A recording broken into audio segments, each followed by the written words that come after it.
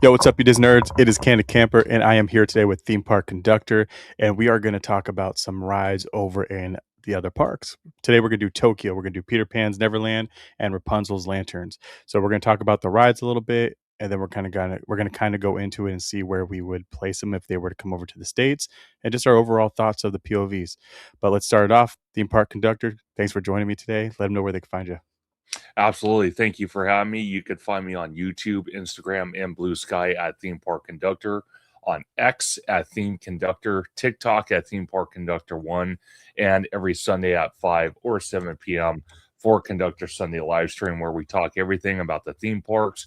We do a little bit of the studio stuff. We're talking about lately D23, Halloween Horror Nights, and just everything going on in theme park news. Love it. Go ahead and follow them. I'm going to leave everything down in the comment section or in the the little section where you put stuff in there. I'll leave it in there. But honestly, guys, like, go check him out. His channel's awesome. He's posting almost daily, so there's always something there for you, and it's always different. So just keep popping in, keep checking him out. You guys can find me right here, Candid Camper, on YouTube. Also, Candid Camper After Dark over on OG55. Shout out to OG. Also on Instagram and TikTok. Same thing, Candid Camper. All right, let's get into it. So, Tokyo DisneySea, they received a new Fantasy Springs area a few years back, around 2024, where they gave us a few different experiences. One of them is going to be Peter Pan, the other one's Rapunzel, and then we also got Frozen. Um, what are your thoughts on Fantasy Springs as a whole before we even jump into all this? So Fantasy Springs over there is very beautiful. I love the layout that they did. I love the attractions they put into Fantasyland over there. And I honestly do feel that we're starting to see some of that technology come over to the domestic parks. It's barely sprinkling in because all Mhm.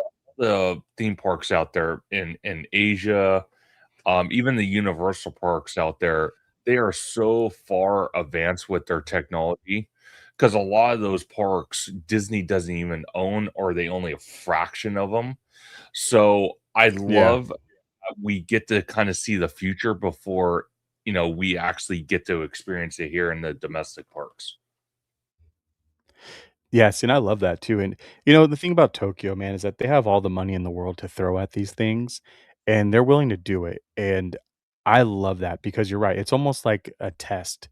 If it doesn't do well over there, then we're definitely not going to want to touch any of that here.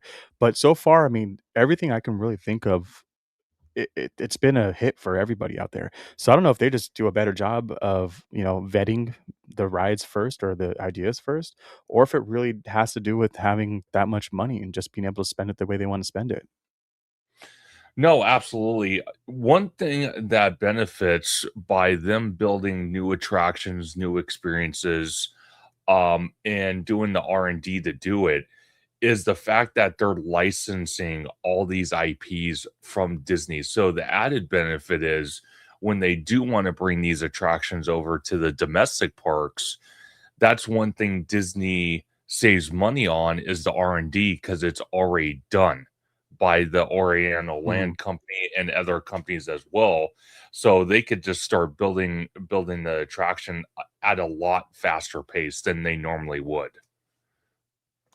Yeah, and see, I think that's where we shine with letting other people kinda use the technology. But they gotta remember too, they also give a lot of stipulations too. I don't think it's as much as Tokyo, unless I'm mistaken my parks, but I think it's either Tokyo or Shanghai where they're kinda like, "Hey, you know what? This is ours for X amount of years before you can even use that or even use, like, the IP."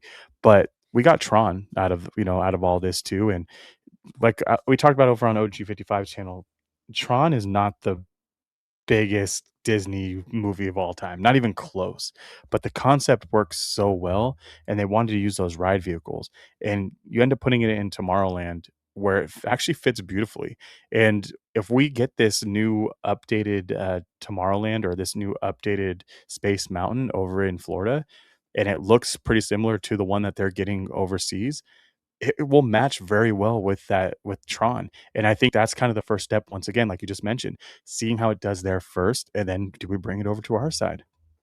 Yeah. No, 100%. So that's one thing I'm looking forward to at D23, possibly hearing some type of announcement about Space Mountain. Because from what I've heard, I've never ridden it. I think you've ridden it over there. I have not. Um, Mhm. I've heard it's very rough.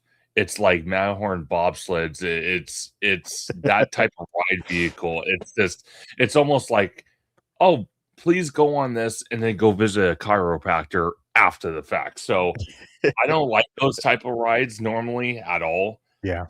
But more than likely, what I would really like to see, this is just a wild prediction for me.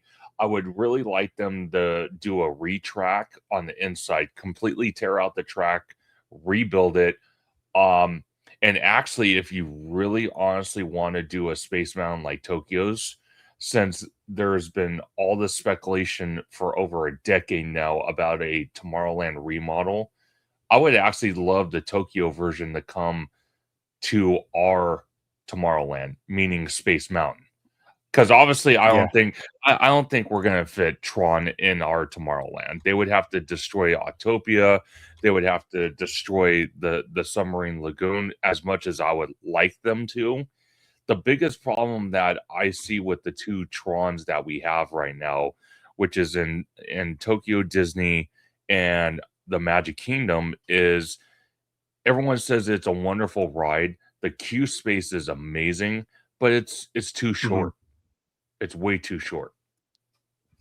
Interesting, yeah, and you're completely right, like, I've been on the one over there overseas or over not overseas, over in Florida, and it is just like I said, it's the Matterhorn 2.0, and the sad part is that I think Matterhorn's actually a little bit smoother. Obviously different technology and different era, but you would think that Space Mountain would be a lot smoother to ride. The one big like, the biggest thing about their Space Mountain, though, is that they have dual tracks. So being able to get on and off that ride as fast as you can like that and having that much of a people eater is huge. So I'm surprised that they let this go on for so long without giving those updates because anytime I go, that line is not 65-minute plus like we have over in Disneyland. It's a 20, 30-minute walk on, which in Disney time, 20 to 30 minutes is fucking quick. So give it a little bit of love. Their Fantasyland already in general is really nice and it has everything it needs. I think this is the last piece to make it a little bit more cohesive until they do like a full remodel of that area. But this is the look of the new Space Mountain coming over to Tokyo, which very Tron-esque looking. Oh, definitely. I'm I love the concept of the building itself. I love that it has that newer style like you're talking about, like the Tron, but But it it's also still pays Space Mountain. homage. Yeah, it still pays Yes. homage to the original. So I love that. Yeah, whoever did this, masterpiece. 'Cause I saw first time I saw, I'm like, "Wow, that looks like the future." Like, Space Mountain still has that future in the past look. This has that future for a long time look. Um, I like it. I think it's awesome. Honestly, if they wanna say screw it and that's part of ours over here in Disneyland, fuck, I'll take it. If they don't want it Oh, if yeah. Florida you know how the Floridians get, if they don't want it, we'll take it, 100%. Oh, 100%. You know what's actually interesting about the rumors for the Magic Kingdom one that's also floating around is that they possibly will maybe build a launch for their Really? Space Mountain. Yeah, so I'm like, "Okay, that's interesting." A dual launch Hmm, system, you imagine that? Since it's already a that'd be dual cool. track, oh, dude, that'd be fantastic, I think. Yeah, I would love that. The thing about launches is how frequently they mess up and go down. So I think they would Yeah, have to really dial in some of the technology to be able to make sure that it's efficient. Because what's it called fails a lot or has a lot of trouble with it is I think Credit Coaster. I feel like that yeah, goes down quite a bit. Or it has the miss launch where, or a rollback. So they have to keep redoing it. But I mean, it's not that bad. But man, if you do that, that land is gonna fucking go crazy. It's gonna be a oh, hot spot for sure, for definitely. sure. I think if they can nail down the launch, I don't know if they could use inspiration from actually the Tron ride itself, because I know it has a launch. I don't know if they Mhm. would use that type of launch, but if they do, then I think they're going somewhere. Because man, I'll tell you what, you've seen me. I'm a big guy, I'm tall, and sitting on that ride vehicle was awkward enough, and then getting launched, Yeah. that was a whole different experience. Yep, yep. Yeah, and you're way taller than I am, and I mean, I'm tall too, but you're like you're you belong over in Animal Kingdom tall. Yeah, pretty much. Look for Bigfoot. But no, yeah, even being my height, man, like, being 6'1" is difficult for a lot of things. So I can't imagine how much more cramped you are on that. Dude, especially, like, there's no way you're fitting in Dumbo. There's no way you're fitting on any of these spinner rides. So that's almost like another conversation for later, but I do wanna poke on that too. Like, Sure. the fact that we're getting all these off the shelf rides coming to some of these lands, it does kinda bother me because I know that, the Disney adult thing, but I'm still a paying customer. I still wanna be able to take advantage of most rides and be able to ride them. And this also comes down to the bigger people. So, "Hey, this needs to be bigger, inclusive too." I agree with that sometimes. Like, some people are just big boned. Like, I have a buddy that's over 300 pounds, and he's just a fucking big guy. He's not fat, he's just a big guy, and he don't does would not fit on any of these rides. So, making these cars a little bit easier for us to fit in would be nice. I would love to ride on Astro Orbiters, um, but I just can't, and it's not worth it. Either if I once I get in there, I'm stuck in there. You gotta roll me out. Get a crane to lift me up, dude. It's Oh, bad. I made that mistake once. But, let's go back over to, Tokyo Disney real quick. I wanna show you a little bit of this Fantasy Springs, the Rapunzel Forest. Let me pull that up here. I'm gonna scroll through it just a tad bit for you. Uh, here's the first part. I don't like this. I don't know why they have it all small in here. It's that Japanese website. I don't gotcha. honestly, like, going through the Japanese websites is really difficult. They're not really easy to read, but this is kind of a little look of it right here. So you got the Rapunzel Tower, you have the ride over here, and that's kind of it. Like, if you look at the map, if you have, like, a gift shop, you have the water in the background with the waterfall. Dude, I love water features. Like, water Yes. features are some of my favorite, and I feel like we don't have enough. Like, we need a little bit more water features for sure. No, What's your 100%, thoughts? and that's something I'm also looking forward to as much as, I want Avatar to come to DCA just on the location it's going in. The one A Mhm. plus to that area is that it's gonna have a lot of water features that you don't have to be on the Yeah. attraction to see, so that's gonna be nice, and it's gonna add some greenery, like I said, some water features, because you already have one section of the park, which is Grizzly Peak, that Yep. offers that. It's gonna be nice to have it on the opposite side since Disney's gun ho on putting it there, um, because I kinda always felt DCA, as much as it's starting to grow on me, it always and has been felt to me as a Coney Island slash Santa Monica Pier park. It's never really felt like a Disney park. It's felt like more of a overlay themed than it is a Disney park. You know what I Yeah. mean? Yeah, and I agree with you on that too. And that's kind of the biggest thing for me is, like, that Grizzly Peak area, Oh, it's I beautiful.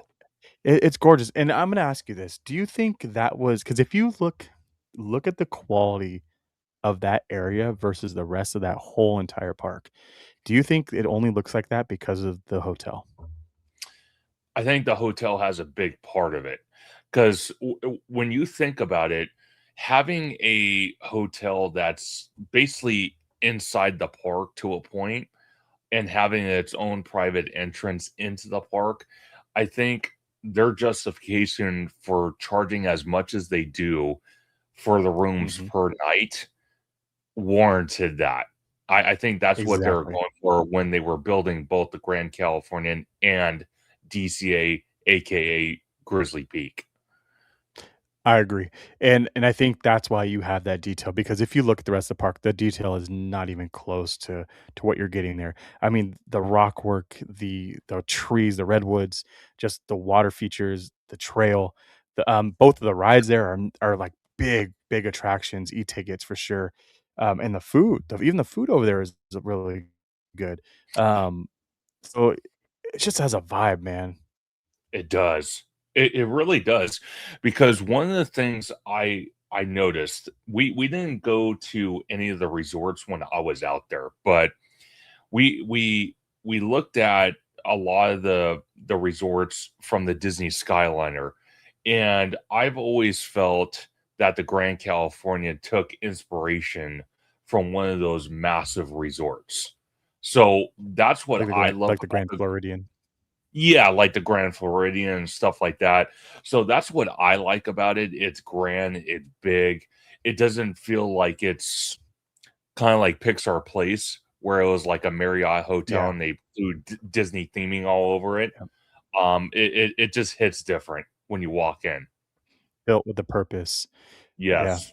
Yeah, I agree, man. It's built with a purpose, and like you the perfect word like you use is grand. You walk in there and you look up and you're like, "Holy shit, this place is fucking huge." Um, and honestly, like, I love it. I do think it cripples the park a tad bit for future movement in that area, but at the same time, I don't think that you need to touch that area unless you're gonna upgrade it. And I think I mentioned this before, but I would love for them just to add some characters to both the rides over there. It's super simple. You could totally do like a tailspin or something easy, or even Goofy flight, like you know how he does all the flying stuff. Like throw some Goofy in there, or even Donald Duck, and then on the other side, just throw Goofy into the rapids. Like that simple. Follow the movie. We don't need anything crazy, but I think if Disney wants to be super IP, because that's what they've been doing, give it a little bit more life over there because it's not a dead area, but realistically, it's kind of been used as a walking path, especially because, you know, the water ride's down half the year and Soarin', I mean, depending on which one you're getting, that line gets crazy. People don't want to wait in it sometimes. No, they don't. And I think what keeps that land or that area going is the fact that it's like you said, it's a walk-through area. It's a very beautiful area. It's something where if the water attraction is down, you could still have a good time in that area depending on what time of the year it is. Like, I mean, if there's like a food festival, you can get some food and then just go relax in that area. And that's what I like about Mhm. it because it's shaded, it's nice, it's peaceful. It is. You feel like you're in Yosemite, like a Yeah, national park, 100%. and that's what I love about it. That's probably one of my favorite night walks. That whole spot just at night is fantastic. I love it. There's a few places in both Disney and DCA that or Disneyland and DCA that I'm a night vibe guy. Like you know me, I'm all rides though, like 100% all rides. But there's something different about being in a Disneyland park at night where you can slow down and soak it up.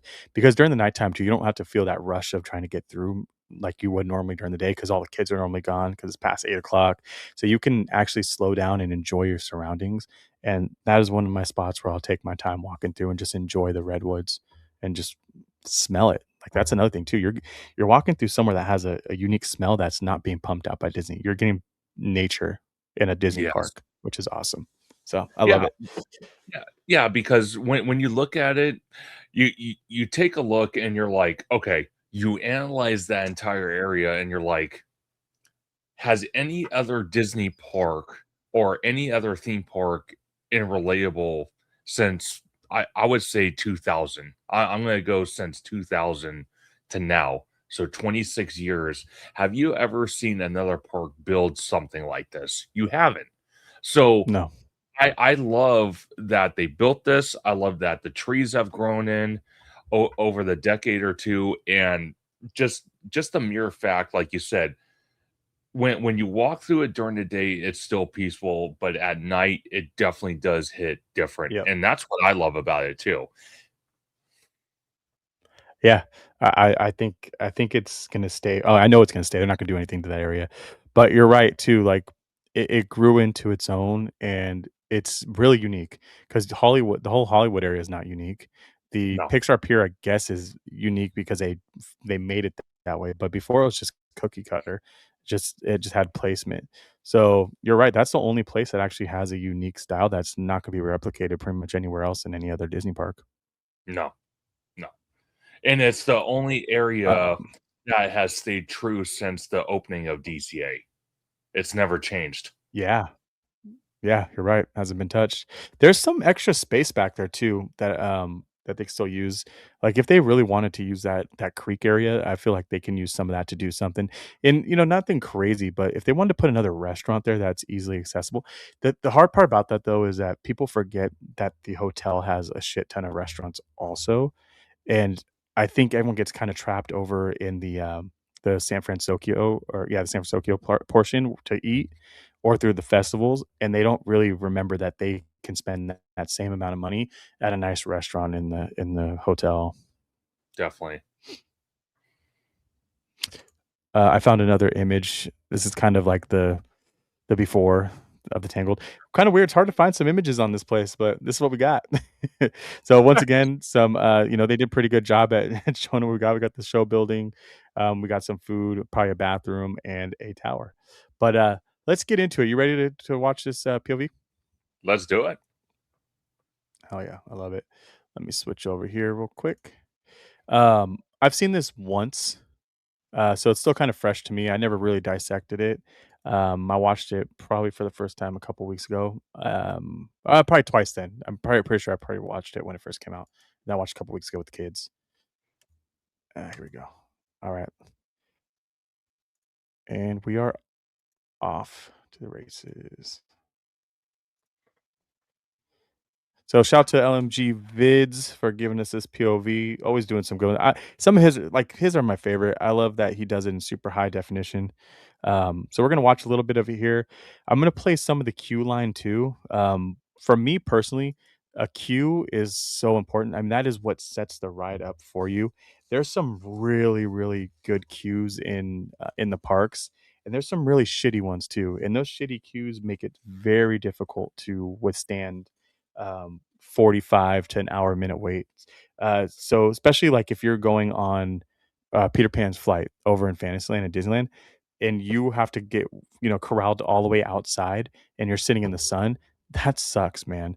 So I love that these newer rides, even though they're a 2 minute, 3 minute ride, they're giving the time of day to be able to give proper cues. A good example of a proper cue is over in Disney World for their Little Mermaid ride. Same exact ride we have, but that queue is beautiful. Like you're right outside of wasn't it Prince Eric's castle, and you're going underground and through the water, and you pop up inside. That is just a masterfully done queue line for such a small ride. That new Fantasyland, that was my biggest thing, dude. That's what I wanted so bad, and once again, I'm not the hugest Star Wars person in the world, and it bothers me the fact that we didn't get a new Fantasyland or a Fantasy Springs where we could have got 3 different lands and or just little mini rides in a big land like that instead of 2 Star Wars rides. Like, it kinda bothers me a little bit. Definitely. So, alright, let's get into it. When was the last time you seen this? About a year and a quarter ago. Okay, so pretty fresh too, what pretty much when it came out. Alright, let's jump into it.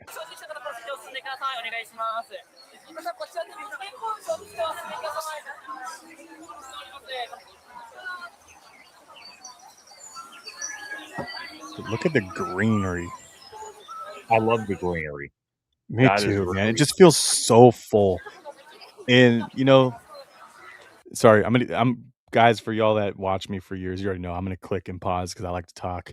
So, the thing that bothers me the most is when you don't have anything grown in and built. So, I love that they actually brought in these trees that are already built or are grown.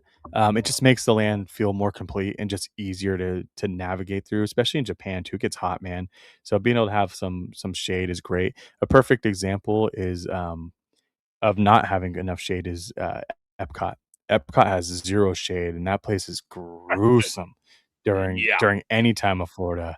So, I love this already. I love being just enclosed in something. It feels more just like the sight line because you gotta remember too, it's not all about what you can see. Sometimes it's about what you can't see, and having these tall trees blocks you from a lot of the outside world, and people don't understand that. Just like if you walk through our like where Indiana Jones is and stuff like that.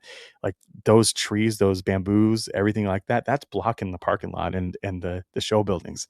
Where this is gonna block pretty much the other side of this Fantasy Springs, which is awesome. I love that. 100%, it's awesome. Here we go.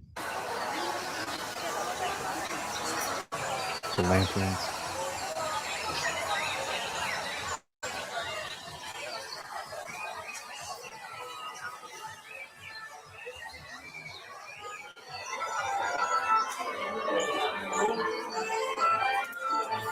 So this is a weird one for me, but see this style, this style that they're using has become a very what word do I want to use? I've been seeing this style quite a bit throughout the Disney parks lately, especially with like Snow White and the Seven Dwarfs, like the new Snow White right over in Florida. They use this same style, same with like some of the Frozen stuff. So it almost has like its own. It's almost like Disneyfied. Another good one too is the Maurice, not Maurice. What's the place called? Gaston's Tavern. Like it Yeah. has the same style inside. So, and even over in Disneyland too. The Rose was it? What's the place called? Rose. Oh, Oh my gosh, Red Rose oh, Tavern. yeah, Red Rose Tavern. Yeah, Red Rose. Like it still has the same kind of style. Like, have you noticed that at all? That they're kind of keeping the same feel. I have noticed that, and it kind of okay, so this type of style, like you mentioned, it's Disneyfied, and the way I kind of see Disneyfied in this type of, architecture and theming is more like that enchanted storytelling, like you Yeah, mentioned, Snow White vibes. That's what is yeah. screaming to me. Yeah, and it's just so different, even though it's just a normal wooden cabinet, it's just the way it's, like, rounded off and everything's almost, like, emphasized, it's just a little bit bigger, the color is just a little bit off of brown, it's like a brown, but it's like a cartoon brown, but then it's a real being at the same Well, time. you know what's actually kind of funny? It kinda also reminds me, like, of the European architecture. You know what I Yeah. mean? Yeah. Like, some of the, like, not metropolitan cities that they have, but the outskirts, you know, Mhm. smaller cities, villages, stuff like that. That's kinda what it's also bringing to my attention as I could see it. Yeah, I like it, and I like that they're using something that's still unique because this could have been basic, and it could have been the same as another park, but this has a unique look to it. Definitely.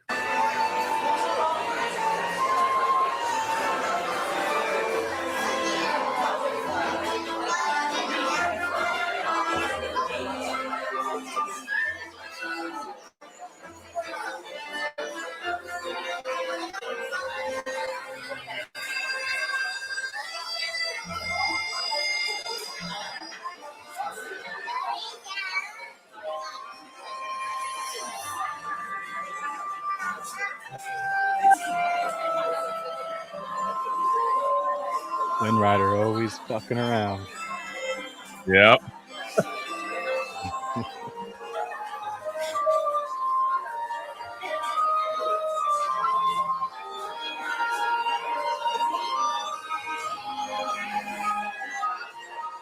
That's cool. Definitely.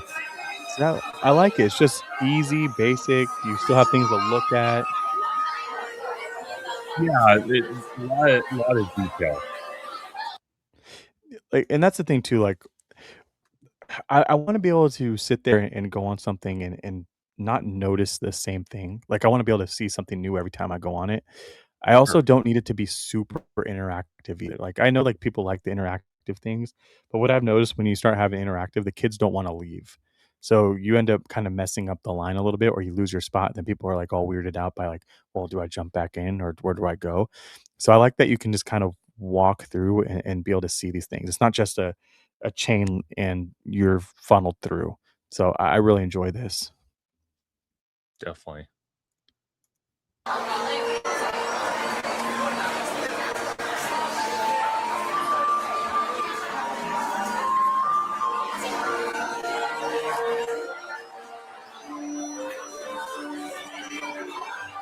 It's beautiful. Dude, like, this is where it comes down to Six Flags or even Universal, like, you not now Universal, but, like, early Universal. Like, the fucking detail on this, how clean it looks, the paint job, just the floor itself was nice and done well. This and the thing is that this lasts forever. Disney doesn't let this not look the same. Like, you'll get glimpses of people being like, "Oh, yeah, Disney needs to clean this up a little bit." You'll see a little bit of chipped paint. You're seeing chipped paint compared to people tagging it or fucking rocks missing or the floor missing or the thing being cut up. Like, Disney doesn't allow that to happen. If it does, it's fixed overnight. Yeah. No, 100%. Especially the international parks, I've noticed that. The domestic parks are getting better, but Mhm. they could still improve on that, but the international parks, from what I've heard, are, like, A class. Like, they don't let that happen. You know what I mean? Yeah, and the weird thing too is I don't know if it's just the amount of people in a smaller space, but I feel like Disneyland has been pretty dirty in comparison to, like, the Magic Kingdom. I feel like the Magic Kingdom comes out on top as far as clean.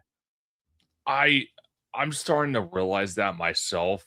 I think and again, it's just something that just popped in my mind. Disneyland, I don't know. Maybe I'm just going out on a whim here, but Disneyland, we've talked about it and so many others how it caters to the locals, so it gives Mhm. off that local vibe compared to Magic Kingdom and the Walt Disney World Company, well, theme park resort out there, because out there you have tourism, so they always wanna make the Yep. park look top notch. I'm not saying Disneyland doesn't either, but they again, I think it's a little bit different because the bread and butter clients are the locals. So there's kind of like that little bit of slack going off. And I don't say that lightly because I have friends that work in or not in, but at Disneyland. So I encourage their work every single day or every time I talk to them. But I have noticed Mhm. that in certain sections of Disneyland where things that were beautiful aren't so beautiful anymore. Like, it's kinda just dropping off Yeah. the map. Yeah, and I do agree with that too, and when we say these things, or I'll speak for myself at least, when I say these things, there's still a standard that you always wanna have, especially when you're paying, a shit ton of money for a ticket or even a season pass, but at the same time, when you say something's dirty at Disneyland, that dirty is like a 2 on a level 10, in comparison to, like, a 10 out of 10 at other places, like, eh and I'm talking about, like, just a little bit of dirt or a piece of gum or some wrappers or the bathroom's not clean. Like, those are little things, but when you go to Disney, you kinda expect them not to look like that, so I think that's why we hold them to a higher standard, but at the same time, if you go to, like, a Six Flags, you don't hold that same standard to it, but their parks are really bad sometimes, like, throw up on the floor and just funk. Like, I feel like I need to wash really, really good after I leave one of those places. Yeah. I think because I don't know, I kind of feel Disney compared to, like, Six Flags or even Knott's, you know, it has a true story behind it, and Mhm. it all started with a man that had a dream.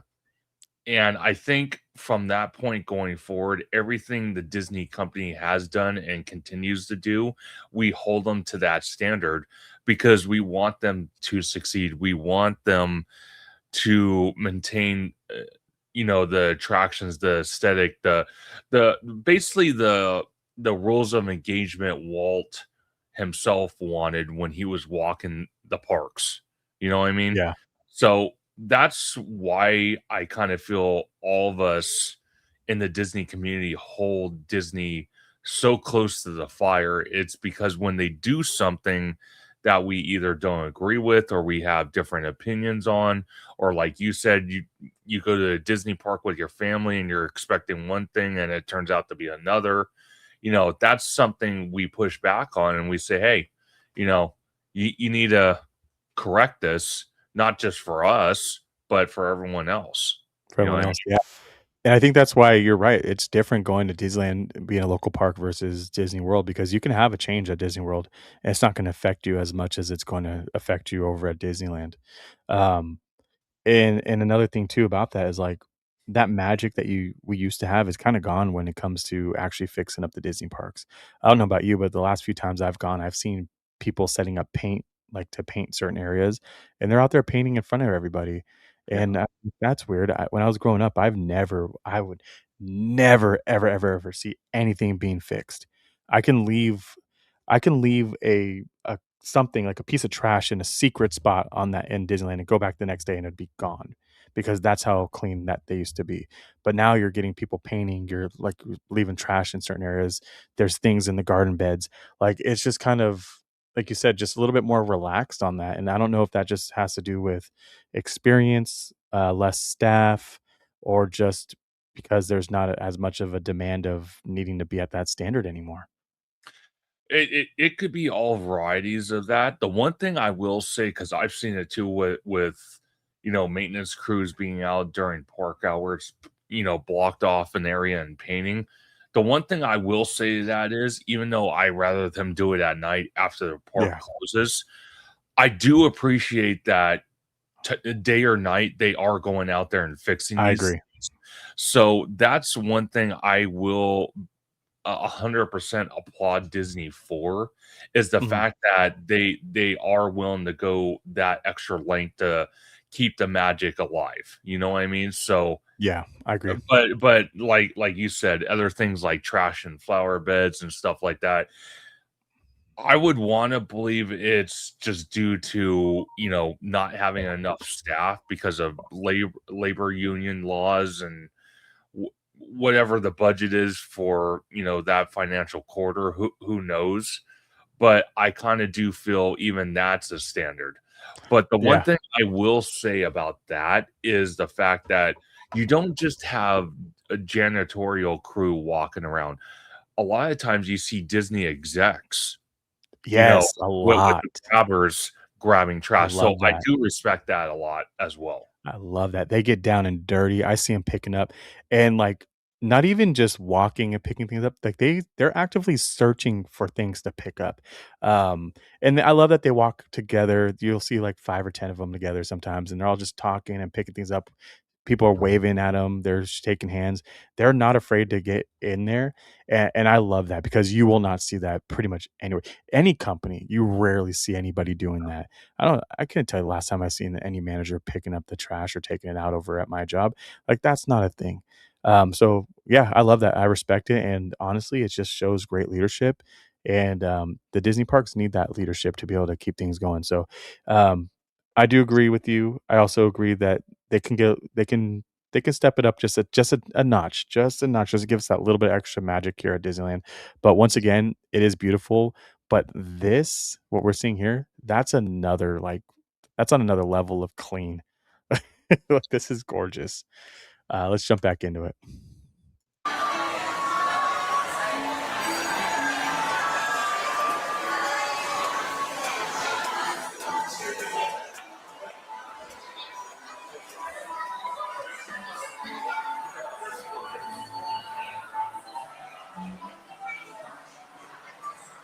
I hate when they make us walk upstairs.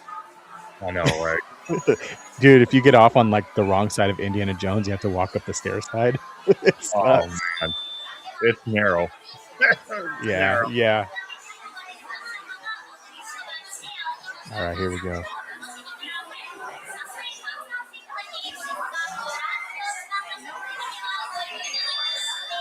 I was giving my last pause for a minute. Um, I was talking to I think it was OG and, Mike, and we're kinda talking about boat rides and stuff and how Disney's just kind of throwing boat rides into places where boats don't really exist. Um, what's your thoughts on that? So, for instance, giving us this Navi boat ride or just things like that to get capacity up. Do you Y- think that being in a boat really ruins the immersion of a ride that doesn't have boats?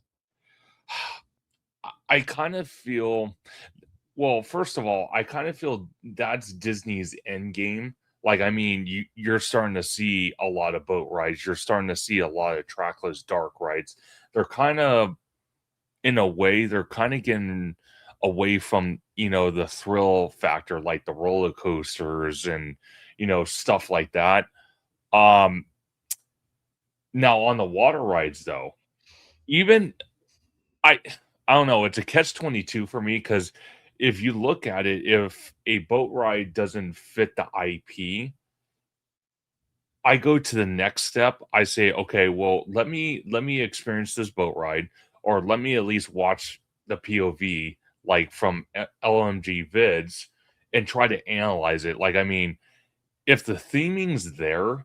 while you're on the boat ride, I don't mind it as much.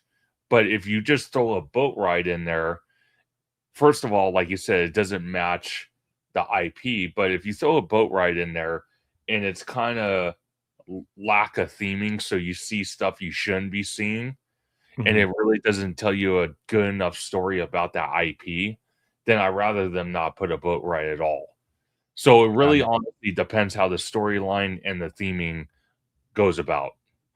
Yeah, I agree with that, and I'm gonna bring this topic up again so everyone out there watching, like, remember this conversation, for the next ride because Peter Pan kinda shifts things up, and that's where this whole conversation kinda came up last time. But, let's jump back into this. But one thing though, the biggest thing about these boats, man, is they fit a shit ton of people. I think it's like 16 people in these boats. So, and you could put pretty much as many of them as you want on the water because they don't do anything. They're not going to crash into each other. And if they do, you get a little bump. So you can fill these things up, and they will eat people up. So I get why Disney does it, but I think that you're right. It needs to make a little bit of sense, and you can't have any of that outside world taking away from the experience because you're already ruining it by being in a boat that doesn't belong. So I at least need everything else to be able to take me back and give me that immersion. Definitely. Here we go.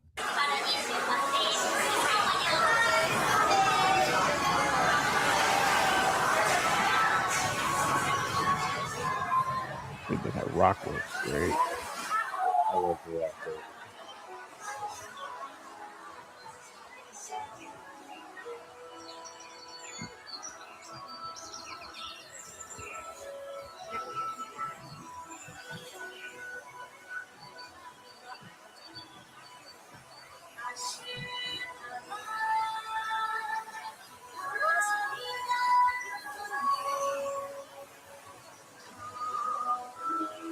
Oh, she's moving. That's an Yeah, animatronic up there. yeah, it is. That's dude. Like they didn't have to do that. No, no, they didn't.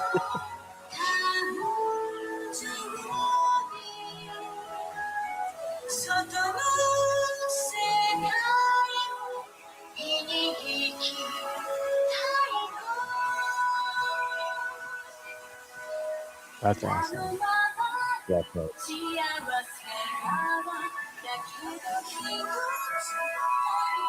That animatronic didn't say anything, but the fact that he's there, hey, I'm okay with it. And he's got the horse too. Yeah, and that's the thing, dude. Like the movement of these is perfect. It's not overly done. And this remember when I was telling you earlier about putting, like, Goofy from the Goofy movie over in the water ride? Like, Sure. that's the kind of animatronics I'm talking about. I don't need no fucking crazy ass, like, Way of the Water dude or whatever her name is, the shaman. Like, these are perfect. As long as they look like the character and it makes sense to why they're there and the movement of them. Like, Yeah, Finn's just like know what? That Finn animatronic reminds me of the Jack Sparrow animatronic where he's on yeah. the thing just kinda looking, like, the same style. Well, see, I'm glad you paused it here, Mark, because when you look at the horse, it's a white horse, but look how Mhm. clean it is, being that it's outdoors, Dude, in yeah. the elements. So I Good love call. that they keep up with the paint, and it doesn't look faded. It doesn't look discolored. It looks like the perfect white color it should be. So I do love Yeah. that. And dude, just like where's we need OG, dude. Like, talk about vibes. Look at that. Look at that backdrop.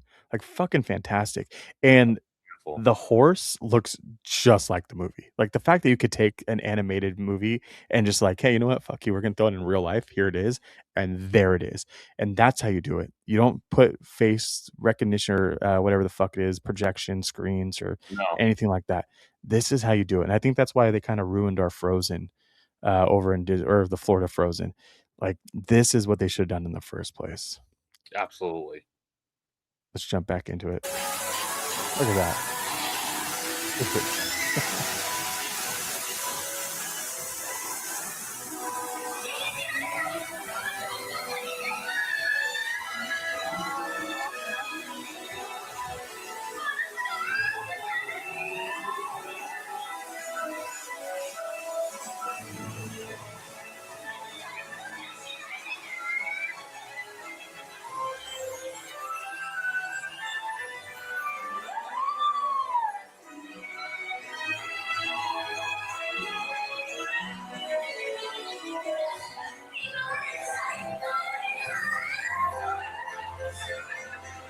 It has that, was it like Alice in Wonderland type vibe. so what one second, what was that? It has the kind of like that Alice in Wonderland with Snow White and Peter Pan all mixed into one. It mixed into one, and the cool thing is that, like, it's not just a set piece, it's the overall arcing of the whole thing. Like, if you look up, there's those trees are gonna be above you, like, it's not gonna be a black show building on top. You're getting a full immersion, and I think Disney's doing a really good job lately of doing that. A perfect example of what not to do is the aerial, you know, like, how you look up and it's just, like, the black roof with the fucking air vents everywhere. Like, Yeah. this is how you do it. You put stuff there, you cover the top, make it more immersive. But I'm getting some really strong, like, Splash Mountain vibes too. Just the way the set pieces are set up on your sides, and you're Oh, just kind of following through the story.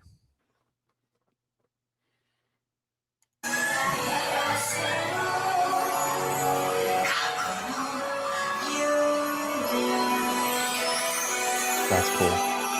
that's really cool.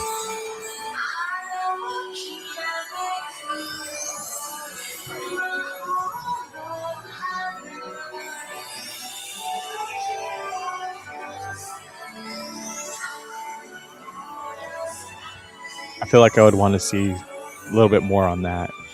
Yeah, it's cool and all, but I think it's a little too much to do. Yeah, Like, I think they're a little lazy on that.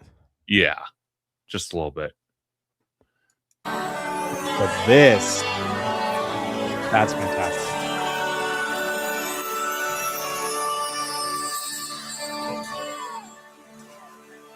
Yeah, that's cool.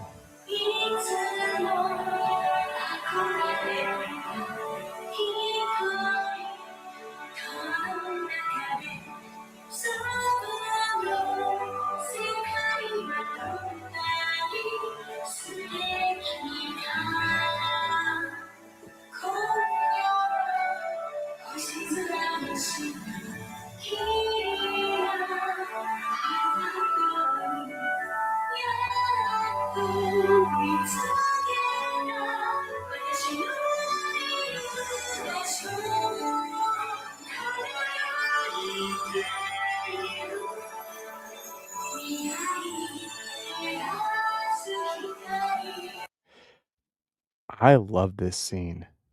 Yeah. The You the can this is feel beautiful. it. So, this is the one like, one of the examples I'm willing to forgive Disney, because a lot of times I've said in the past with certain things, it's, like, way too busy, but in this, it actually makes sense Yeah. because your mind's kinda just trying to absorb it, and who knows, maybe if you're on this ride and you look at the ceiling, you could see the vents, but that's not what your main focal point is. You have all these lanterns going on, you have practical effects, you have screen base, you have all this going on, you have the 2 animatronics moving around, singing. So, I love that this scene is very chaotic, but it kinda immerses you in the story at the same time. So, that's one Yeah. of the exceptions I will deal with of it being too busy. Yeah, and there's a difference between thoughtful, chaotic, and Yeah, this is a great example of that because everything here was individually placed in that position on purpose. And knowing Disney, that one lantern, one of the 10,000 lanterns you see here, if one of them was in a weird spot, they would have went and changed it. yeah. So every single thing you see here was thoughtfully placed. Well, I agree with that. see, it's also funny too, Mark, because when you look at it, all the lanterns are Lin. Like, I mean, if one of them burned out, you think Disney would wait? Nope. Mm, Get a spare bulb in the back. yeah, Get a exactly. cherry picker. Go put it up. Yep, ride would shut down. Yeah, and once again, going back to the animatronics, this is a perfect example of not needing to use $1 billion technology for something. Like, Yes, this is more than enough. yes. I, uh, you know what's funny? Because I've said the same thing about the Pirates animatronic. I'm like, I appreciate the ambition that Imagineering is trying to do, but that projection mapping face, I don't care if it's a newer technology, it doesn't work. Like, I mean, they want to incorporate this technology with the newer animatronics in Coco, and I'm like, if we're having a problem with the animatronic and pirates from a distance, you imagine seeing those things up even closer in the boat. It's like, Yeah. yeah, that's not gonna work. I agree with you, Mark. I rather have some like this. I rather, when another prime example, when you look at the Walt animatronic, okay, Mhm. a lot of people said, "Oh, that's not Walt. That didn't look like Walt." But you have to imagine though, those newer animatronics, the amount of mechanics they have to put just in the face to make him talk, make him animate, make his face kind of, show emotion. There's a lot that goes into that face. So in Mhm. all reality, I know I had a problem with it at first when I first saw him, like, yeah, that's not Walt. But after kind of experiencing it a couple more times, I'm like, I get Walt why it couldn't exactly look like Walt. And I don't care how good Imagineering is or technology is, they're never gonna, as much as I say this strongly, they're never gonna represent someone like that 100%. There's always gonna be little things here and there, Of but course. if it's close enough, then I'm good with it. You Yeah. know what I mean? Yeah, I agree with you. I, for some reason, still haven't seen the animatronic, and I don't know what I'm doing. I think I always forget because you forget that that place exists sometimes. Um, so next time I come, I gotta see this thing for myself. But I'm the same way. Like, I didn't like the way it looked. He looked like he was a little puffy. But you explaining that makes a lot of sense of why he's a little puffy looking because it does look like Walt. It's just a puffier version of Walt. Yeah, Um, but I need to see it in person too, and once again, some of these things aren't meant to be seen up close too. We're supposed to see them at a distance, and when we get some of these POVs, people are zoomed in all the way on in, and it makes a difference. yeah, Just like the Pirates thing, I came off on on my channel, saying I liked the idea of it, and I need to see it in person still, obviously. But for the people that are giving it shit, I get why you're giving it shit too. But at the same time, like you said, conductor, you need to be able to look at it from the point of view of they're not changing anything. They're adding to it. They're upgrading it. They're making the experience better. They're not changing Walt's original creation by dumbing it down because people are upset or butthurt because of someone's chasing the wrong person around or they're selling a certain person that shouldn't be sold. Like this was solely done to show off new technology and to show you what what we're trying to do in the future. So I respect that 100%. But if you're going to do it, you got to make sure you do it fucking right. And I think so far people are saying it's not done right. Um, I didn't know about the Coco getting that stuff. I don't know how far in development animatronics are for Coco. I'm assuming they're pretty fucking done already. So who knows what they're gonna do if they're gonna go back and redo this. The thing is that they got so much shit for Florida for Frozen. The to the point where the other parks that have Frozen, they use the same ride layout. They didn't use the same animatronics. They used no, real animatronics like these. So yeah. why the fuck are we still playing around this mapping? Well, I that's what I don't understand. I'm like, My whole thing is if you wanna use projection mapping, use it like in a nighttime entertainment show. Use it where it's more beneficial. I just don't think an animatronic is the best idea. I really don't. I want animatronics that I can feel like I can relate to. Like, I mean, like how I'm talking to you right now, that's the type of interaction I want from an animatronic. I don't wanna see something I can, you know, basically talk to an AI on my phone. I don't want that. I want, like, almost, like, face to face, almost human, relation, type animatronic, what we're seeing here. That's what I wanna see. I wanna see the mouth move and actually Exactly. see her singing. I wanna see her eyes, you know, blink. I want that. I just don't want a screened face. As much as, like I said, I appreciate them pushing the boundaries, I just don't want that technology in a Coco ride. And my whole thing is, or any ride for that matter, my thing is if you're gonna charge me the amount that you're gonna charge me to go into a Disney park, I wanna experience this, Yeah, not you're paying screen. for animatronics. Exactly, Exactly. and the only reason why I think now, like, kinda thinking it over and just kinda using my experience of riding, Runaway Railway. Uh-huh. That's a tongue twister. Yeah. Um, this facial stuff they're using has a glow to it. So if Yes. they are using it on Coco for the skeletons and stuff like that, I can actually see it working out. But if you're using it, like, on Miguel and the dog and stuff, like, I think that's where we kinda start having issues because, number 1, I this is just me, I don't think I've seen any facial recognition done on anybody that's not white. So, how's that gonna look? How are you gonna have that glow on someone that's gonna be Mexican? You know what I mean? Like, is it gonna be able to give that tan off on that face? Or is that technology that good to be able to do that? I know we have, like, the black and stuff like that, but most stuff we've seen is black and white, right? Yeah. No, no, you're 100% right.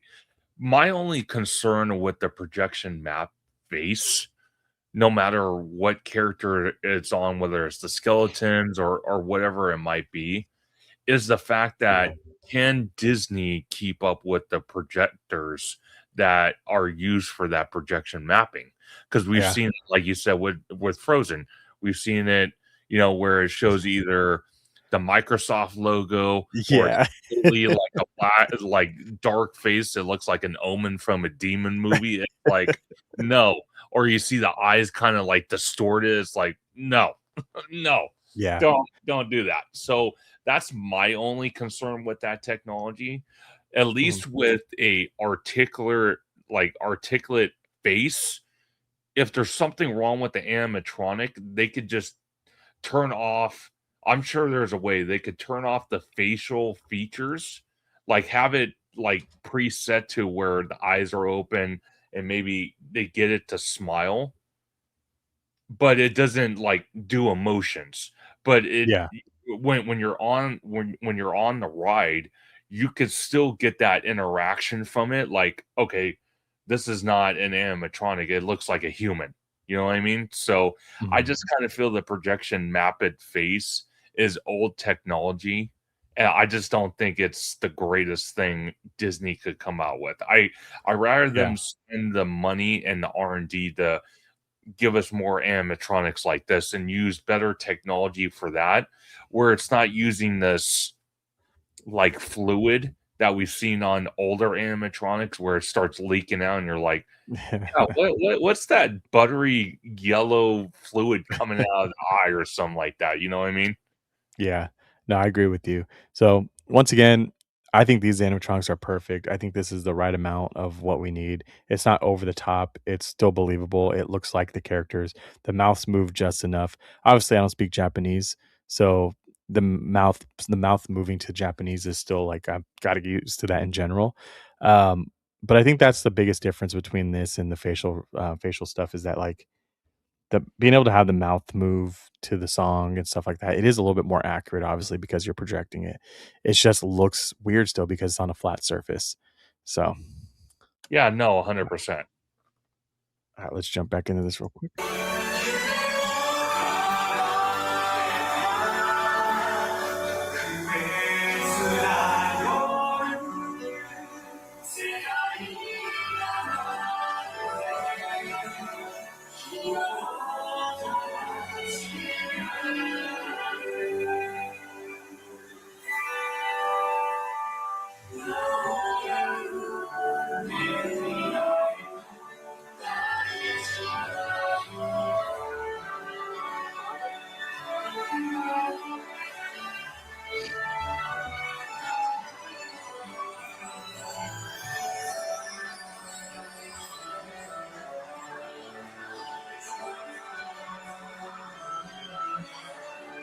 All right.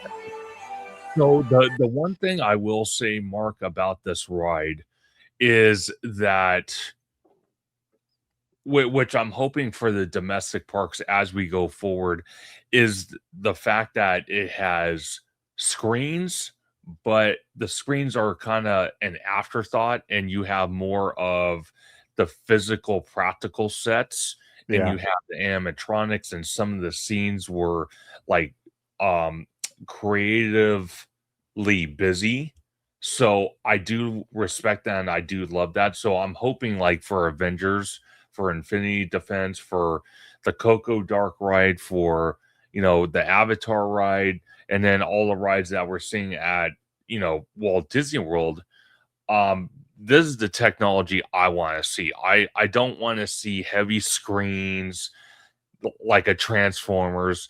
As much as I love Transformers in a way, I kinda feel it's still like too much screen. And I know that's how the ride was built. I just rather have that balance, or even more to the fact, more practical sets. And one of the things I respect is Rapunzel's tower, or yeah, Rapunzel's tower. Even if you're not on the ride, there's like a Yeah. 360 theming. So it's not like if you're at a certain angle, you're gonna notice like chunks of the plaster coming off, or there's one little corner that's not themed. It's 360 theming, and I love Yep. that. I agree. I love that it's just big. It's a big tower. You see it from everywhere, like you said, and you walk up and you it makes you very curious of what you're gonna see. Um, the other thing about this ride is it was kinda short. I think It that, is. it was only a couple minutes, especially for a boat ride. So, realistically, how many boats are they really getting on there? That's kind of the thing, but I still see it eating enough people up, so I don't think it's gonna be that big of a deal. It's 5 minutes, so 5 minutes long, and it is 16 guests each. So, yeah, it can hold its own. Yeah. Um, I loved it. I think that's great. I think that it's such a simplistic idea, and it matches really well with a lot of different things. I personally I can see this finding a place in the new Fantasyland in Magic Kingdom easily. Like, this can Oh, easily fit in there. Um, do you think that this has a place in Disneyland, though? If you were to mirror this? It wouldn't be a whole land, it would have to be just the ride. just the ride. Okay. I'm gonna say this. If we don't, and I know how you feel about it, but if we get Arendelle, okay, Yeah. Frozen. If we get Frozen at the Disneyland Resort and they don't put it in the spaghetti bowl area, as many of us call it, I could see Tangled or this attraction going in that area as an Yeah. extension to Fantasyland. I could see it. I agree, and the thing is too, that why that makes sense is that Rapunzel and not Rapunzel, but, like, her tower and stuff, that would hide a lot of that spaghetti bowl, and having those trees would hide a lot of the cars and everything else on that side, so it'd actually make for a better backdrop for visibility purposes. The only thing is that now you're gonna have that giant Show Matterhorn there. Yeah, in yeah. the show building too, so, like, what do you do at that point? That's why I think Arendelle needs to go there. I think but even with Arendelle though, like I mean, if you're on Harbor Boulevard, like driving, you're gonna see that big ugly ass show building. So how do you hide that? The only You way to can't. hide that, well, you could try. You could put like trees around it, but you Yeah. know, you're always gonna see it. But I get why they want to put Arendelle there, but my whole thing is if they want to extend Fantasyland, if they're not going to give us a Tron for Tomorrowland, which don't even get me started. I would love it, but I don't think it's going to happen. Um, I think if they're not going to put Arendelle in that spaghetti bowl area, this attraction would fit in that area as an extension of Fantasyland and give Arendelle a proper spot, which would be the Lilo and Stitch parking lot. Yeah, and I think that's not a bad idea too. And also we have to remember too, we have a lot of land back behind the theater, the Fantasyland theater too. So if you were to get rid of Fantasyland here and use some of that space too, you can put Arendelle over there if you want to, or even this. Um, I just want to make sure that we represent certain things that are Disney. You know what I mean? Like for instance, like this movie did really, really well. The shows did really, really well. People love Tangled. Tangled's like one of the most favorites in my house. Like the reason why we don't have that is just very strange. But I also think Disney is very obviously it's very landlocked. And I think they're really scared to just start adding more princesses in for some reason. I don't know why. I kind of it's funny you mention that because I kind of feel with Disneyland, they're a lot more careful on what they want to Yes. put in that park compared to DCA, which it's almost like a free for all. And then my thing is with the whole Disneyland resort in a whole is like you said, we're very landlocked. So in order to put new things in, other things have to be shifted around or just removed.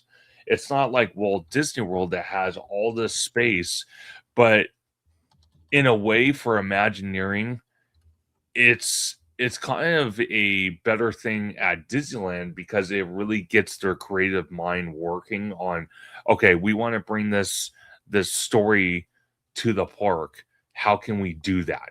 Compared to Walt Disney World, where like, oh, we're just going to plop it here and just start building it and maybe lack on the details a little bit. And I'm not saying they do. I'm just saying in general because they have the space just to throw it wherever they want compared to Disneyland where they have to maneuver, they have to, you know, build stuff, kind of differently than they would at Walt Disney World. Like if you look at Indiana Jones, you look at Pirates, they go underneath the Disney berm. So Yep. again, that's just creative control when they're building these new things. It's the same thing with Coco right now. Okay, you, you're building it in a spot that we're kind of like, really? You're going to build a water ride right there? Really? How are you going to do that? And I think how they're going to build it, it's going to be a multi-story building. But again, it's the fact that we're landlocked that it kind of is very interesting to watch the construction as it happens to see how they're going to build something they want to build in a space that's not really meant for it. Well, So, look at Star Wars. I mean, they yeah, built up that's multiple floors. yeah. And it's crazy to see, you're right, because back in the day, it was, let me plop the ride in right in front of you, and we'll go back we'll just go as back as far as we can until we reach the parking lot or the street, and we'll just put a giant show building, but now the show building itself is part of part of the land, part of the queue. So, it's very interesting to see how they're gonna do this, and are we gonna get a multiple this is the biggest thing here because I don't know about the future of every ride, but most new rides that we've gotten, Disney's been doing this thing where they send you into multiple rooms before you even get to the ride. Like they're trying to start the story up way before. So now I'm wasting 20 minutes watching the same show over and over and over again before I can get to the ride. So do you think Coco's gonna have that same thing where they pre-show us, or you think they're just gonna get you in a line and get you on a ride? I think there's going to be if I had to just rumor and speculate, I think there's going to be a little bit of it. I don't think there's going to be too much of it because of where they're putting this building. in this attraction, there's not a lot of space to have a big queue. So I Yeah. think that's gonna play a factor in it. They need to My hold people, though. what? They're gonna need to hold people in this queue, though, that this line's Well gonna be massive. well, here's the problem though, Mark. The problem I see is, yeah, there's gonna be a little bit of indoor queue. I think the mass majority of the queue is gonna be outdoors. So Which is if wild. yeah, which is crazy wild, which begs the question, are they gonna like we saw with this Tangled attraction, are they gonna have trees giving us shade for that? And it's probably I not think gonna you'll get I think you're gonna get, like, a ghetto Monsters Inc. queue. oh Like god, oh god. So um, burn yeah, up. that outside area of Monsters Inc. queue sucks, but it's huge, it's a huge queue. Yeah, I agree with you, man. There's not a lot of space for that, and that's what makes me nervous, and on top of that too, like, that's you're gonna funnel people into a corner of the yeah. park. Like, it's literally the end of the park on each way you come, and trying to get down the pier is a pain in the ass already, and then trying to get through all the food and the Goofy Sky School, all that stuff, that whole area, also a pain in the ass. It's not wide. So and you're dodging what? 1, 2, 3, 4, like 4 or 5 rides just on that, and then the food court that's right there just to get to it. It's gonna be a nightmare. And then And then what eh if someone's watching the show? What if yeah, people are watching the show? yeah. No, Well, 100%. And then you have to imagine too, how are they gonna incorporate the bridge eventually that they're gonna have to build to reach the Simba parking lot, which is also gonna be an extension of DCA. Now you're gonna yeah. funnel more people towards that direction. It's gonna Yep. be interesting how they do that. And it begs the question, are they and I hate to say this, but, you know, when they reach that point, how safe is boardwalk pizza and pasta? Like, I mean, they I might don't get think rid it's of safe that at all. eventually to widen that area because of what they're gonna be building in the Simba parking lot, which is all gonna be theme park. Yeah, I don't think it's safe, and, I don't see it as popular as it once was. It used to be a lot more popular over there. It used to be popular when we had McDonald's french fries, over Oh, in that area. yeah. But Yeah. that's a throwback. But I don't see it being a big deal that it's gone. I think that over the years, they fucked up by not using it properly. I think that could have been a Coco themed, like, mini restaurant or just some kind of something themed, and have Mexican food. I think they're really lacking Mexican food in that area, especially because they use that area primarily for Coco already. Um, so I don't know. I'm okay with them getting rid of it. I think it needs to happen. I think there's gonna be more than one entrance though to that side, and I don't know the exact dimensions of, like, how it's adjacent or whatever, but what's your thoughts on them being able to use the, what is it? Obviously, they would use downtown to connect somehow, maybe, but see, that means they would have to have another entrance, which I don't think they would wanna have another entrance into that side of the park, unless you're going through the hotel, but then I don't think they want people going through the fucking hotel like that.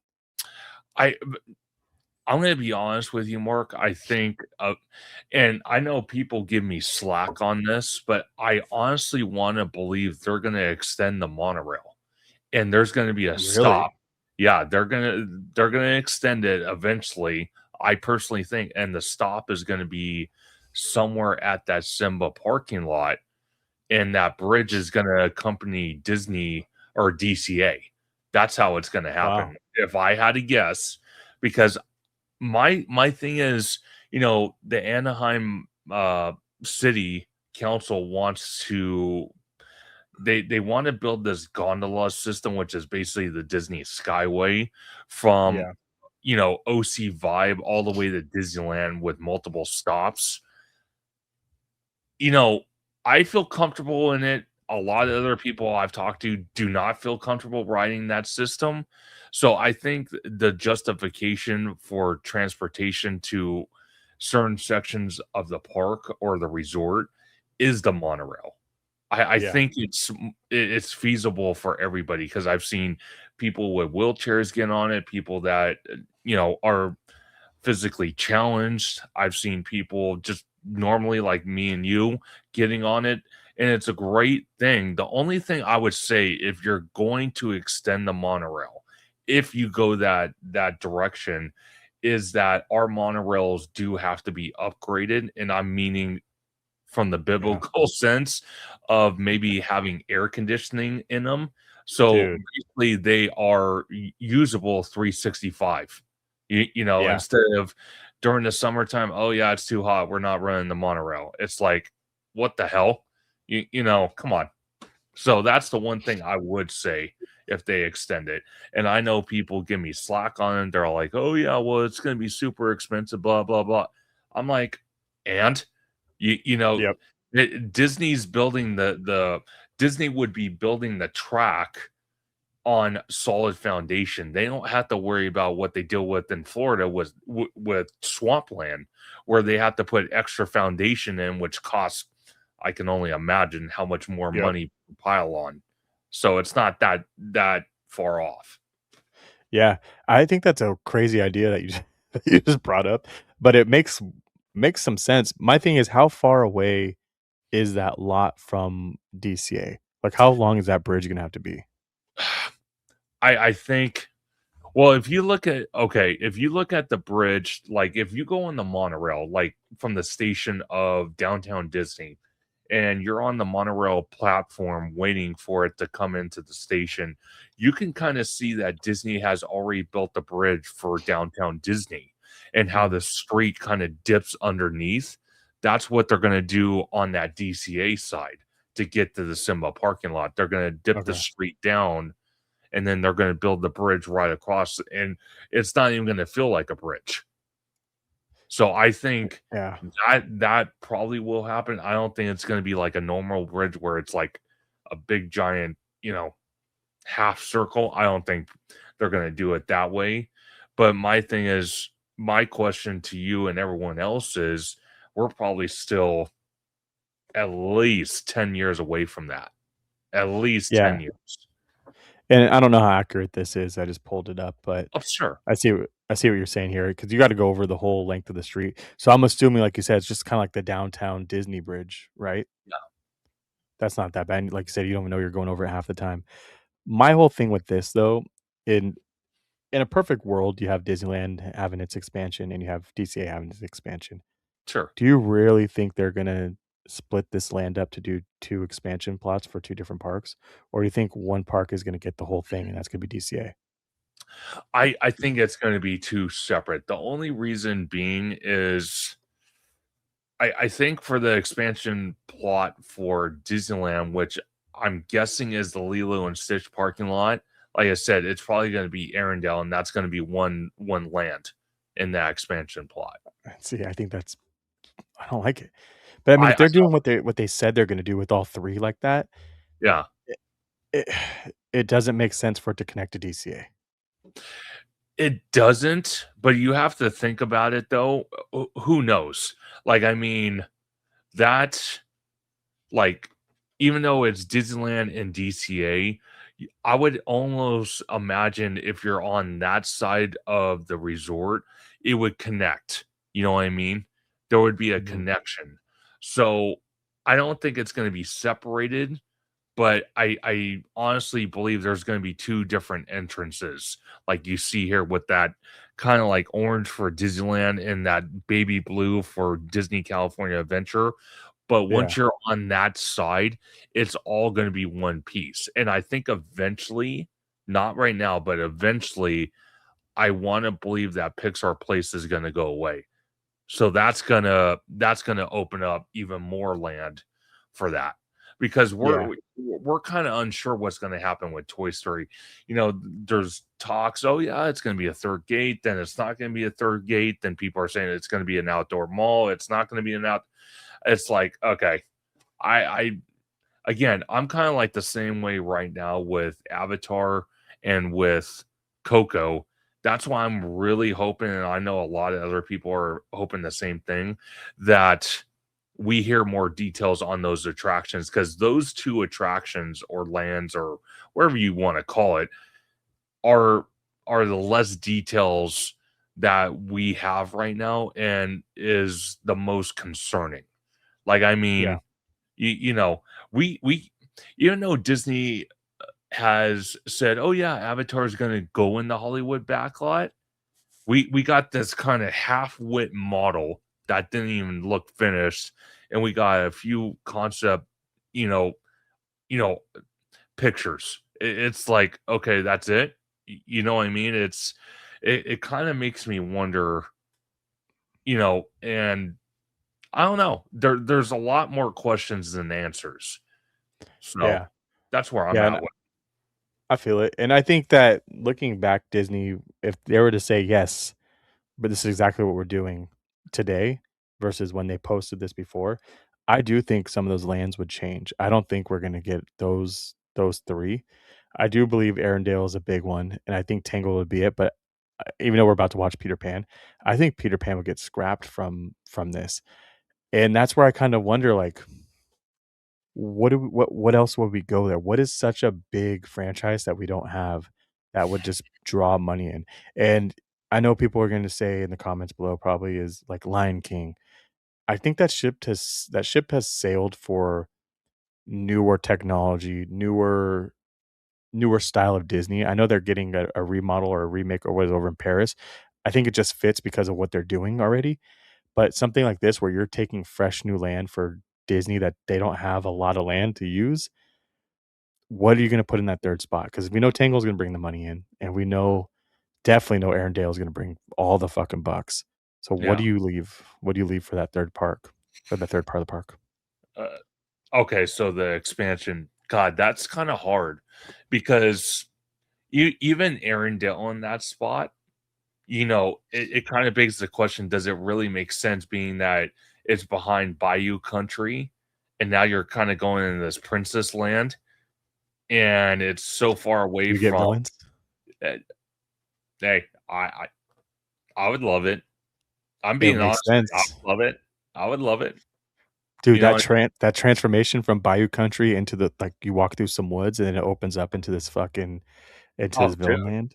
Dude, I'm telling you right now because it's even rumored and speculated about Universal Studios Hollywood getting a version of Darkmoor, which is that dark Epic Universe for Dark Universe. So Yeah. if they get that, there's no reason why the Disneyland Resort can't get a version of villains.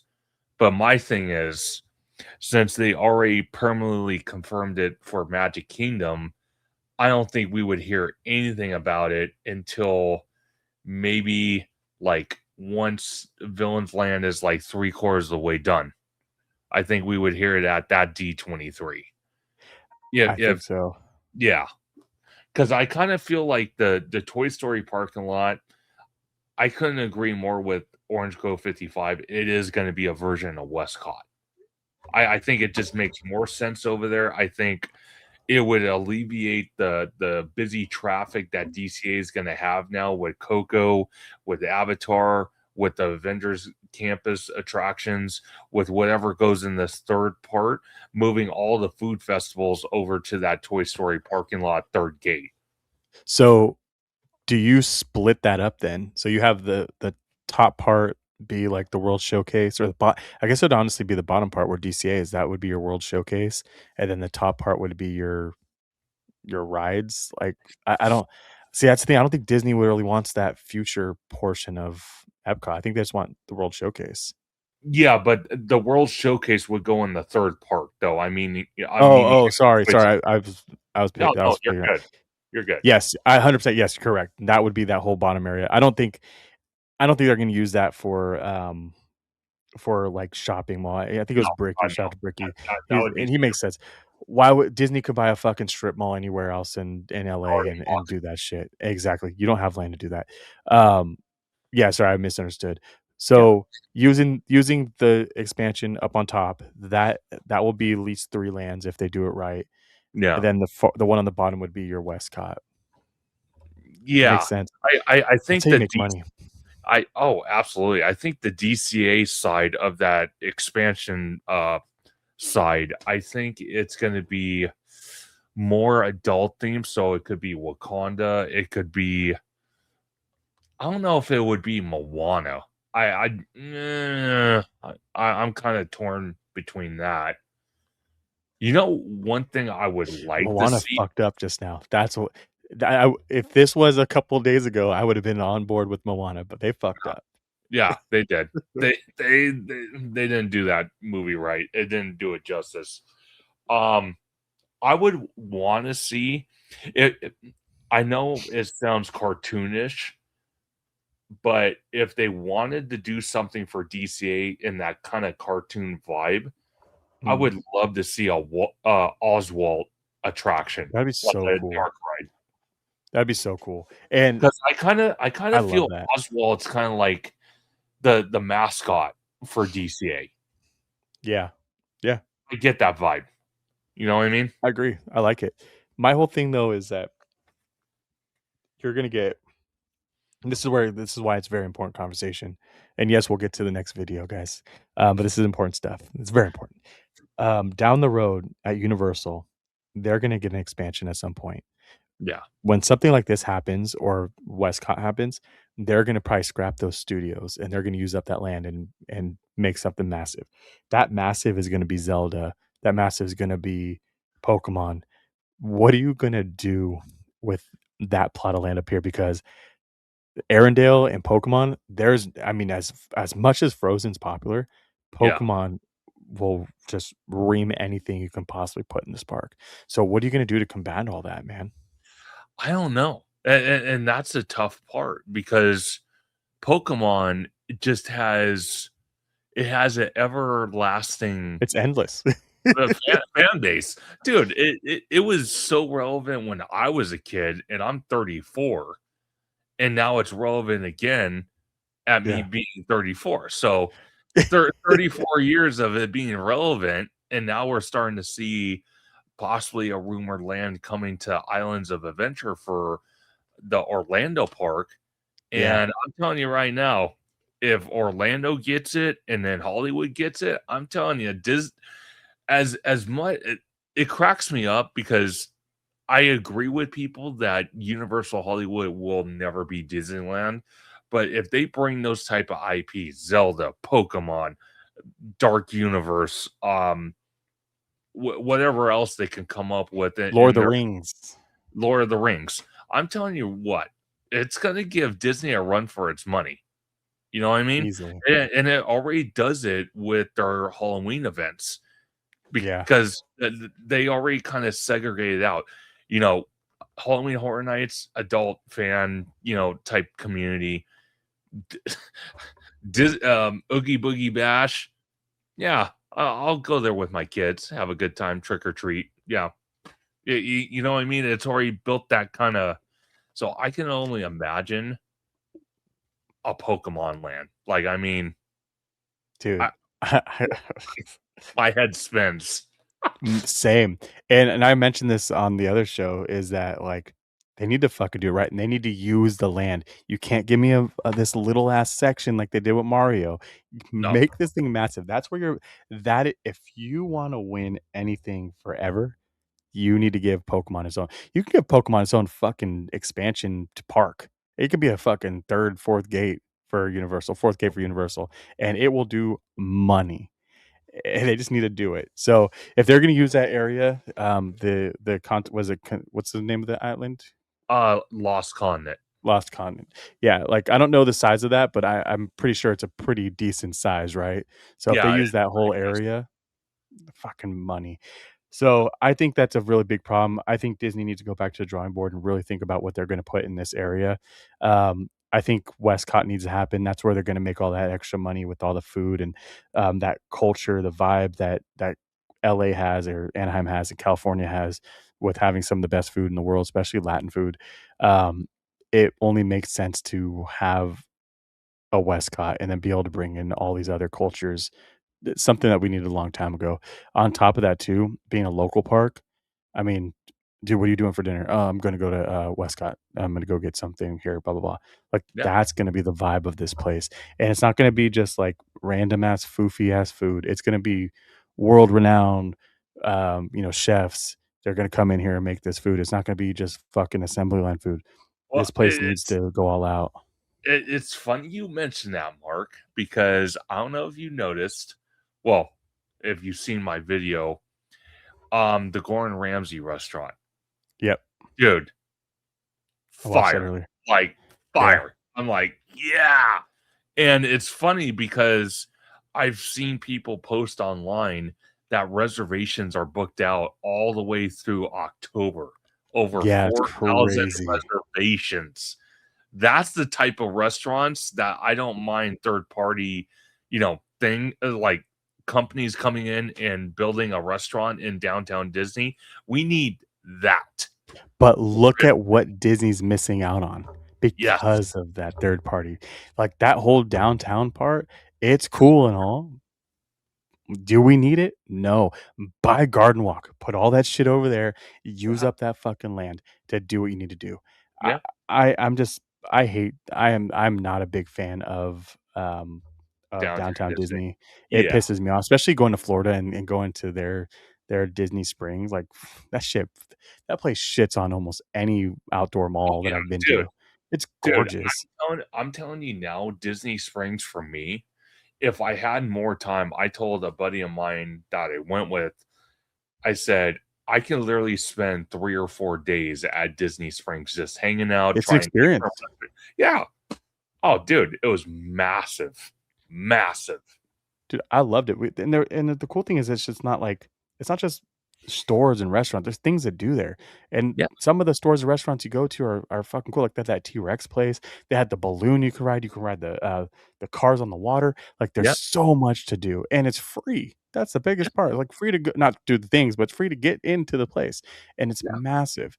So, and it also shows that you don't have to be attached to the park to be able to have something amazing and still have it Disneyfied.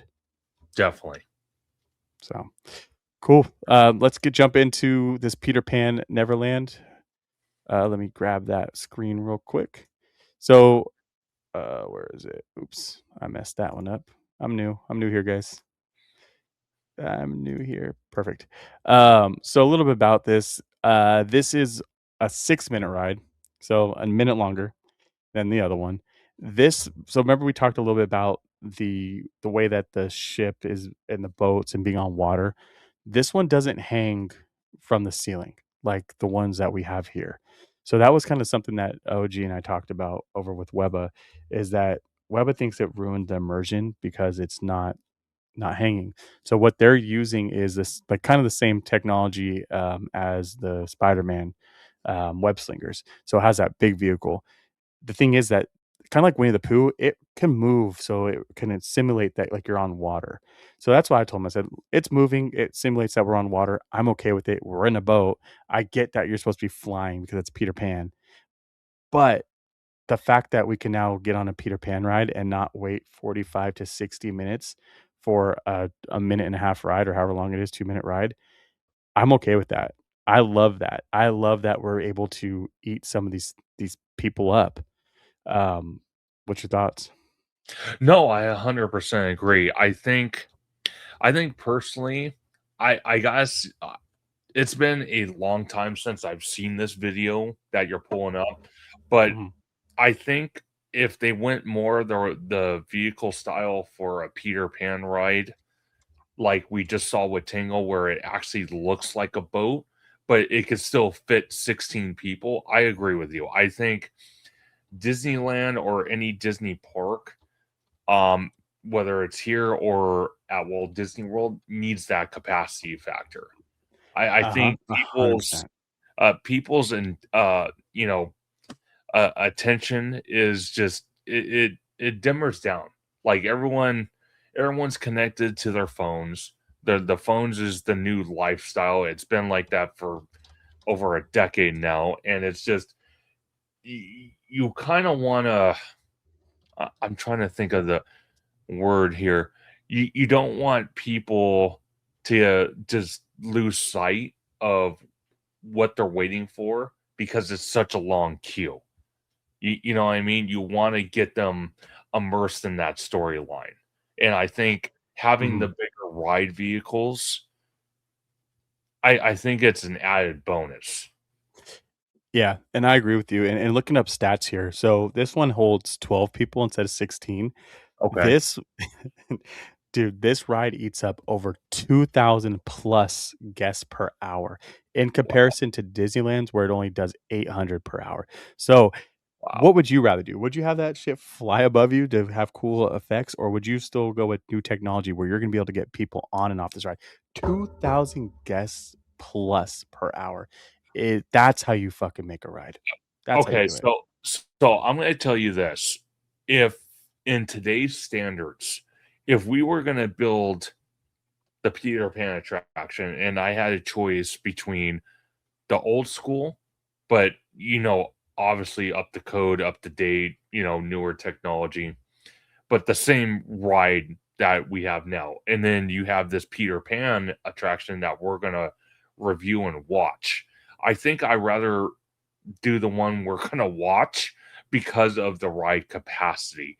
I think Yeah, I think, back in the day when they built the Peter Pan attraction in Fantasyland at Disneyland, they were using the technology they had, so it was very innovative at the time. You know what I mean? It was brilliant on the engineering and all that. But the one thing that kinda drives me nuts about that now is it's a short wait because it's in a small building, and it shares other buildings or yep, other it shares, and then also being on kinda like the ceiling for the ride vehicle, you see a lot of the mechanics, and that's yeah, kind true, of annoying. So, you true. kinda That's lose a fact of the story. That's a great way to put it, and you're right, like, the ride was designed around those flying ships, so having the technology that they used then made sense. The parks weren't at capacity like they are now, um, so it made sense for the time, and this is one of those upgrades where I'm okay with them doing it. I know people would freak out 'cause it's nostalgia, and don't get me wrong, it's a fucking cool idea. Like, I love flying on the ship, I think it's awesome. I love that, the scene when you're going over the city, dude, and you're just floating, Oh, like, that's magic. That's the Disney way right there. So, that is hard to replicate, but at the same time, what I'm about to pull right now and show you, you kinda can replicate some of these things, and it's done very well. Once again, I've only seen this one, Imma say twice because I guess I'm pretty sure I watched it when it came out 2 years ago, and then I just watched it recently with my kids. Um, Ready to jump into it? let's do it. Ye Okay.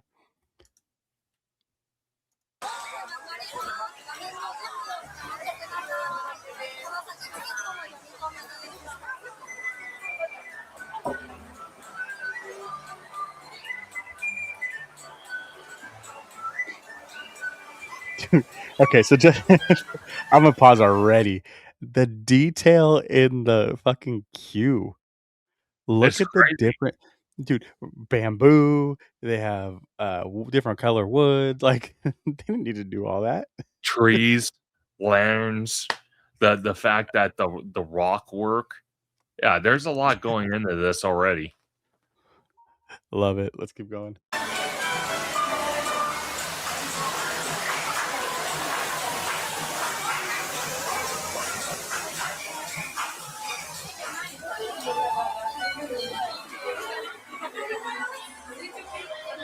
Dude, I love that.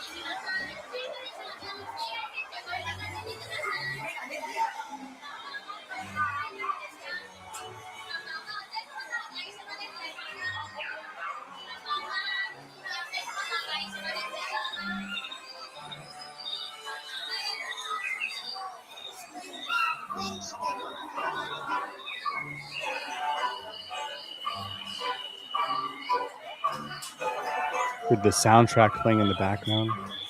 Oh, it's crazy.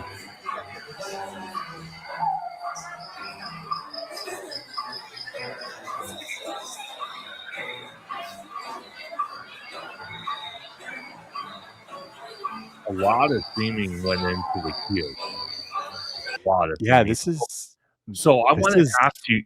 Oh, go ahead. no, go ahead. No, you go No, for no, it. no. I was gonna ask you because you mentioned about Coco being with a long, extended queue. Mm, But this kind of feels like it has an extended queue as well, and there's a lot of theming and a lot of storytelling that's going into this queue even before you get on the ride. So Yeah. is there kind of a little bit of, what's the word I'm looking for? Kind of a little bit of a soft spot for you when it comes to something like this, if the theming is well done and it matches the storyline of the attraction, do Yeah. you mind this? And I wanna reiterate on what I meant then. So, Okay, I like this style. This is what I like. I like okay. being able to walk through and visually see things, and it makes sense for story. I was talking more of, like, the Star Wars where you walk Oh, into a okay. room, and you watch a pre-show, and then you walk into the next room, and then there's another pre-show, and Oh, yeah, that's then annoying. you get stopped by somebody, and then they have to walk you through. Same thing with, Runaway Railway, like, I wanna be able to walk through the queue and enjoy these things for myself and watch them. I don't wanna be rushed along into a room where, number 1, where I lose my spot in line. I hate that shit. I mean, you put me in a room and then all of a sudden I'm in the fucking very back of the room every single time. It pisses me off. Then I have to wait 4 or 5 cars that I didn't have to wait for. Anyways, I'm impatient. Um I like this. So hopefully that kind of separated that for you. If they Yeah, can no, give us this with Coco, where I'm walking through and I can sit there and like actually enjoy my time and look at these things and enjoy the details like I do on Indiana Jones, I yes. love that. That is a Yeah, perfect example. The got the the thing where I have to sit in a room for a minute and listen to homeboy tell me how to buckle up, that shit sucks, but I get why they do that to help with the line and, because sure. they compress you in. So that makes sense, and you're not sitting there for 30, 40 minutes waiting for the next showing. So yeah, I agree. I like this, and if Coco can do something like this, I would love that. I just don't want Coco to, and I'm gonna say it, and I'm gonna fucking put it into the universe. What they're gonna end up doing is we're probably gonna end up walking through, and then we're gonna get stopped at like a concert or some weird shit or a festival, and we're gonna watch that, and then he's gonna be like, "Oh, come join me on this fucking adventure, bro." And then we're gonna be like, "Okay, cool." And then there's something's gonna explode, and then we walk through it. I don't know, just some weird Disney shit. So hopefully it's not that, and hopefully we can just walk right to the ride Yeah. and get on it. No, 100%. All right, let's keep going. Good question.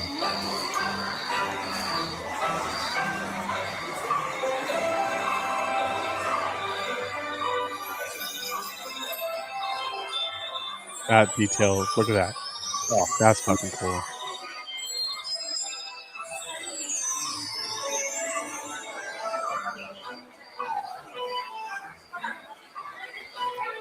And see, when I'm in a queue like this, not that I feel like I waste time, but this helps me not feel like I'm wasting time. Like, I yeah. feel like I'm enjoying these things, and that's the difference between that Disney magic of standing in line for 30 to 60 minutes, if I can be in something like this with the music, with the detail.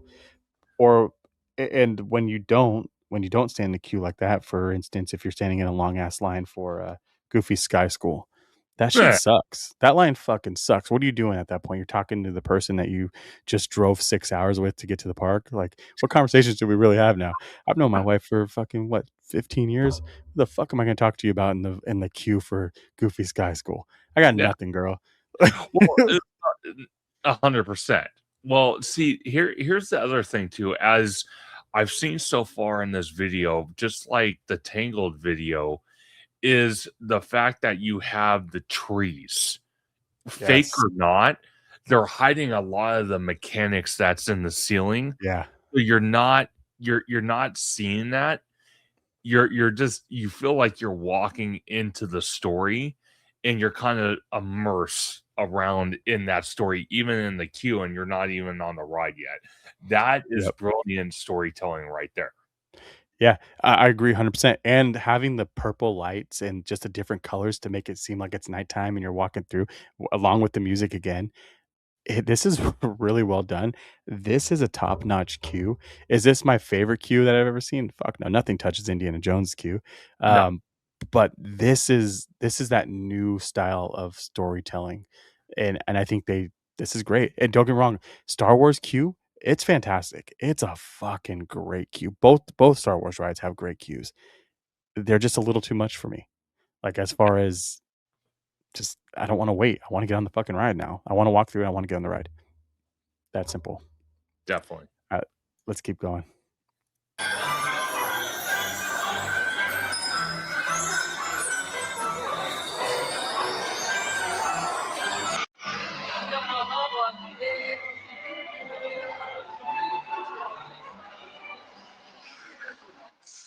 Great, we're back. Great use of screen. Oh, absolutely.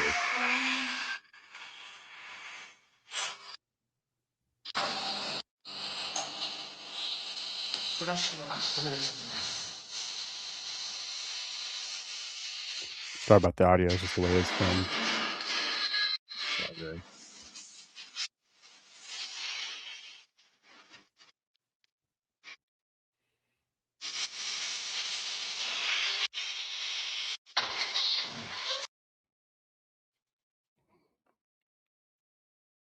That's cool. Yeah, no, I do like that.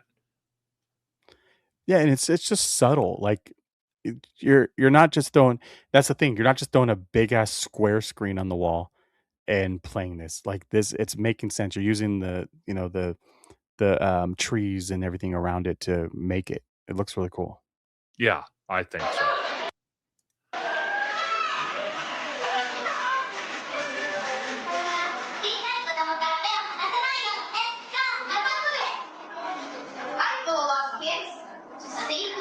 John, your seat and keep your hands, arms, feet, and legs inside the boat. And one small tip. The Okay? layering. See you Oh, soon. yeah. That was so detailed. Call timeout. Calling Uh, timeout. This fucking ruined it for me. yeah. Yep. Get rid of that 3D nonsense. I don't need Dude, it. it's one thing because I don't know. I don't know personally if you wear glasses, but since I have to wear glasses 365, putting these stupid things on, it's a nightmare. It's literally Yeah. a nightmare. I hate it. No, I don't wear glasses. I wear sunglasses, and that's, like, it.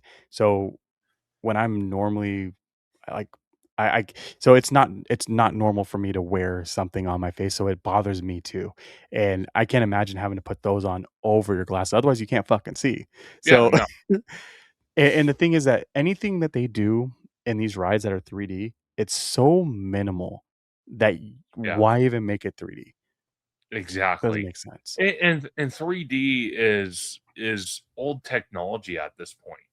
Yeah, Like, I'm even yeah, surprised they're even doing this. Like, I mean, even in Tokyo, okay, where this is at, I think it's Tokyo Disney, right? Tokyo, yeah, Okay, so it cracks me up that they are so far advanced compared to the US and technology and stuff. So I'm kind of culture shocked they're using technology that's what 20 plus years old, yeah, yeah, I agree. especially after we just went through COVID in 2020, where this type Yeah, of stuff was not feasible for people to wear. Yeah, yep. it's like, what are we doing? You know what I mean? Yeah, I don't like it, and not only that too, the fact that there is technology where you can have 3D without having to use glasses, and we're still not using that technology. I know there was some weird patent with things, but that's something we can be using too. And on top of all of this, it's the only time I think I'm okay with 3D is if I'm playing like the Toy Story game because it makes sense to have 3D there. Sure. That's it. Get rid of 3D. I don't think we don't need it anymore. We don't need it. Stop your shit. All right, let's keep going. These glasses are a lot better than the old glasses, though. I'll tell you Oh, that.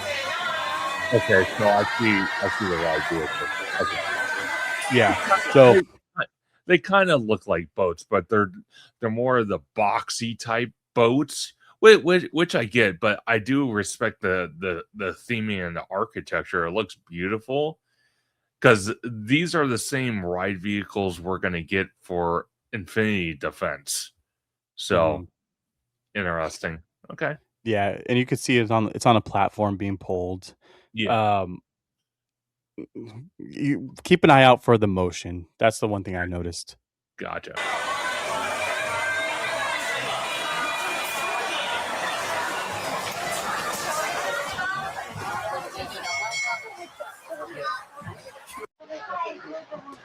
So my whole thing with this though is line of sight. They have this big wall on the right side. So everything you're going to view is from one side. So you're going to be turned your neck to the left almost the whole time and you're not going to be able to see what's in front of you. So having this ride set up that way so you're always looking one way. What do you think of that? I don't know. I get the direction they're going, but I kind of also feel like you lose out on a lot that you could be seeing. But maybe that's how they want to design, because maybe they have areas of the ride through that they don't want you to see. That's why they have those barriers up on the ride vehicles. But Yeah. it And what ruins the immersion, because it's almost like you're seeing tunnel vision instead of seeing like exactly. that 180 visual. So, Yeah. And once again, guys, everybody out there that watch this, I'm a Disney nerd, so that's something like I look at, and I love the aesthetics. I love looking at just the way things are built. I look deeper into a lot of these things. So noticing that there's a wall and that I'm only gonna be facing one way is something that really does like something I really look at visually. Um, you're right. And there's not too many rides where this happens. A lot of the rides you can look 360, well, as far as your neck turns. Um, you're not gonna get that. Even if you turn around behind you, you have that big ass part of the boat behind you. So you yeah. can't even see behind you. So you have this little crack on the right, and then you're gonna have this big left. So let's keep watching.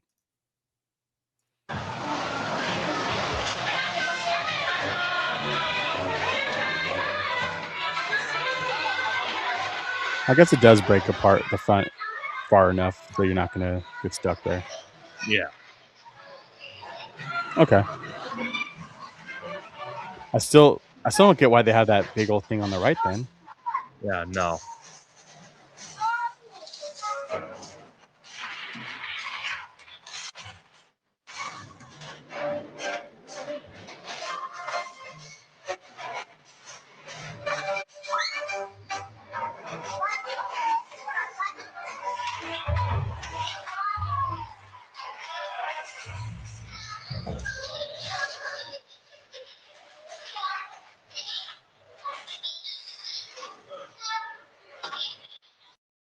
Turn pressure into performance. Share files and get actionable info.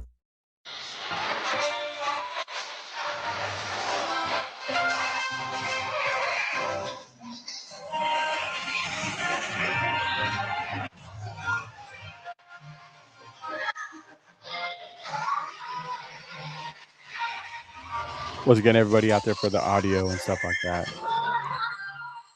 Probably for the best.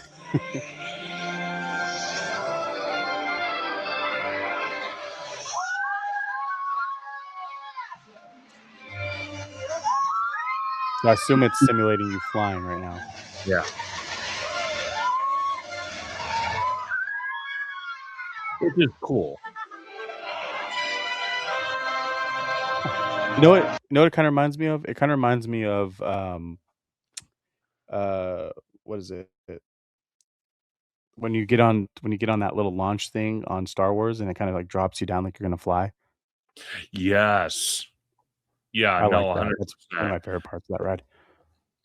So I have to ask you, as we're watching this, Mhm. um, do you kind of feel like the story of the attraction, it's becoming screen, and then a lot of the, like, scenery, like, I mean, stuff that's not telling the story, but that's in the story is the practical sets? Yeah, and this is the opposite of what we just saw over in Tangled, and it's weird to me because I how do I say this? Like, I don't think they're using it wrong. I think the technology that they're using is okay. I don't know. I I don't don't know, know. man. I don't know how to I'm feel. gonna be honest with you, man. Just from seeing what I'm looking at right now and then compared to Tangled, I think I like Tangled better. You have I do too. physical you have physical sets, you have physical animatronics telling you the story, getting you immersed, and you have screens as like an afterthought that complements, the practical sets, the Yeah, animatronic. I like yeah. that better, because literally right when this took off, boom, you're slapped with the screen immediately. and that's what Yep. I'm not liking. You know what I mean? Yeah. I know that's what we're this type of attraction is what we're looking at for future attractions being like Avengers Kinda Infinity. lazy, though. It kind of it kind of is, and I don't say that lightly because again, Yeah. the storyline is screen based. It's showing you on a screen. Yeah, the ride vehicle's moving around. I get it. But again, the stuff that's in the story, like the tents, some of the stuff that you see in the movie, those are the practical effects, but they're kind of like an afterthought. You know what I mean? I'd rather have it reversed like Tangled where the screens are the thought and they are paying that they're not the focal point. This, Exactly. on the other hand, is the screens are the focal point and the practical sets are, like that they're just there. Yeah, You know what I and mean? as you just saw there, I mean, that was what? Like a minute and a half of us you're just sitting in your boat watching a screen? Yeah. Like, that's But crazy. Even this house, like, this house could have been something with an animatronic in it. yeah. Yeah, dude, So you're so right. I get it. I get why they did this. It's just I don't know, man. I rather them build future attractions like the Tangled attraction. I think that's what we need. I think that's just the perfect example of future attractions at the domestic parks. This is Yeah. great. Don't get me wrong. I just think it's too many screens. Like, I mean, I watched the POV video with Orange Grove 55 a little while back, and we reviewed the Three Caballeros ride. And that ride kind of shares what this is doing. You have the practical sets, which is fine, Yep, but all the storytelling is on screens, which yep, I don't want that. yeah. That was the first ride I've really been on that it was like that I can remember. The Three Caballeros is like, okay. But at the same time, they still used animatronics. I haven't seen one animatronic in this ride. No, I haven't either. So you are right about that. I did see animatronics in that attraction, but this one, no, I don't see it. Like I said, all the practical effects are just like props. This was the closest one, that's why I went back to it. This is the Sure. closest scene to me where I feel like it would be acceptable to use screens. Yeah. That Like, for sure. yeah, like, this is cool. I love this because it's not the focal point. The focal point is the skull. Like, Yeah. yeah.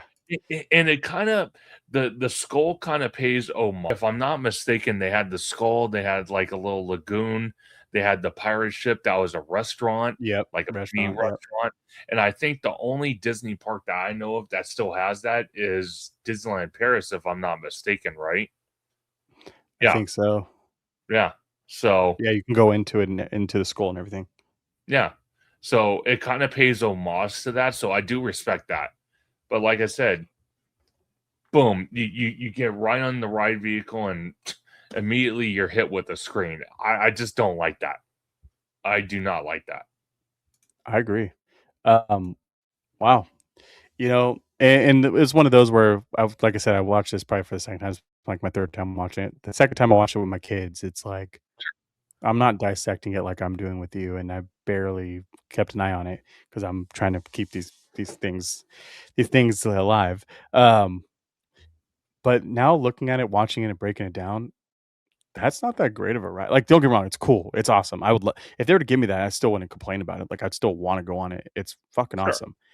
It's just it's backwards, and you're right, and I think I love that we went from watching Rapunzel to this because you could see the difference in the whole thing, and now going full circle and bringing it back, the technology you have here, going back into Disneyland, redoing it again, like you said, would you still keep that car vehicle?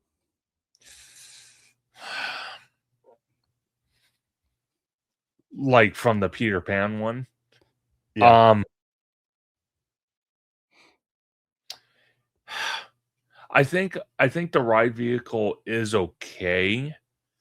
I do think they need to reshape it a little bit where you could still see, out of the side, which I don't think they're gonna do, unfortunately. I think it's gonna be exactly a carbon copy of this ride vehicle, just Avenger themed. The other thing I wanna see different with Infinity Defense is more practical sets, more I hope. animatronics, and using the screens less, which I don't think we're getting either. So I think it's gonna almost be like a carbon copy of what this Peter Pan attraction is, but Avengers theme, and that's quite sad. Like, I mean, when you think about it, Avengers is when you look at all the movies, because let's face it, Tony Stark, Iron Man, he's been in all of them, and he's that, I forgot what character said in one of the movies, but he's a $1 billion philanthropist. So he's in the tech.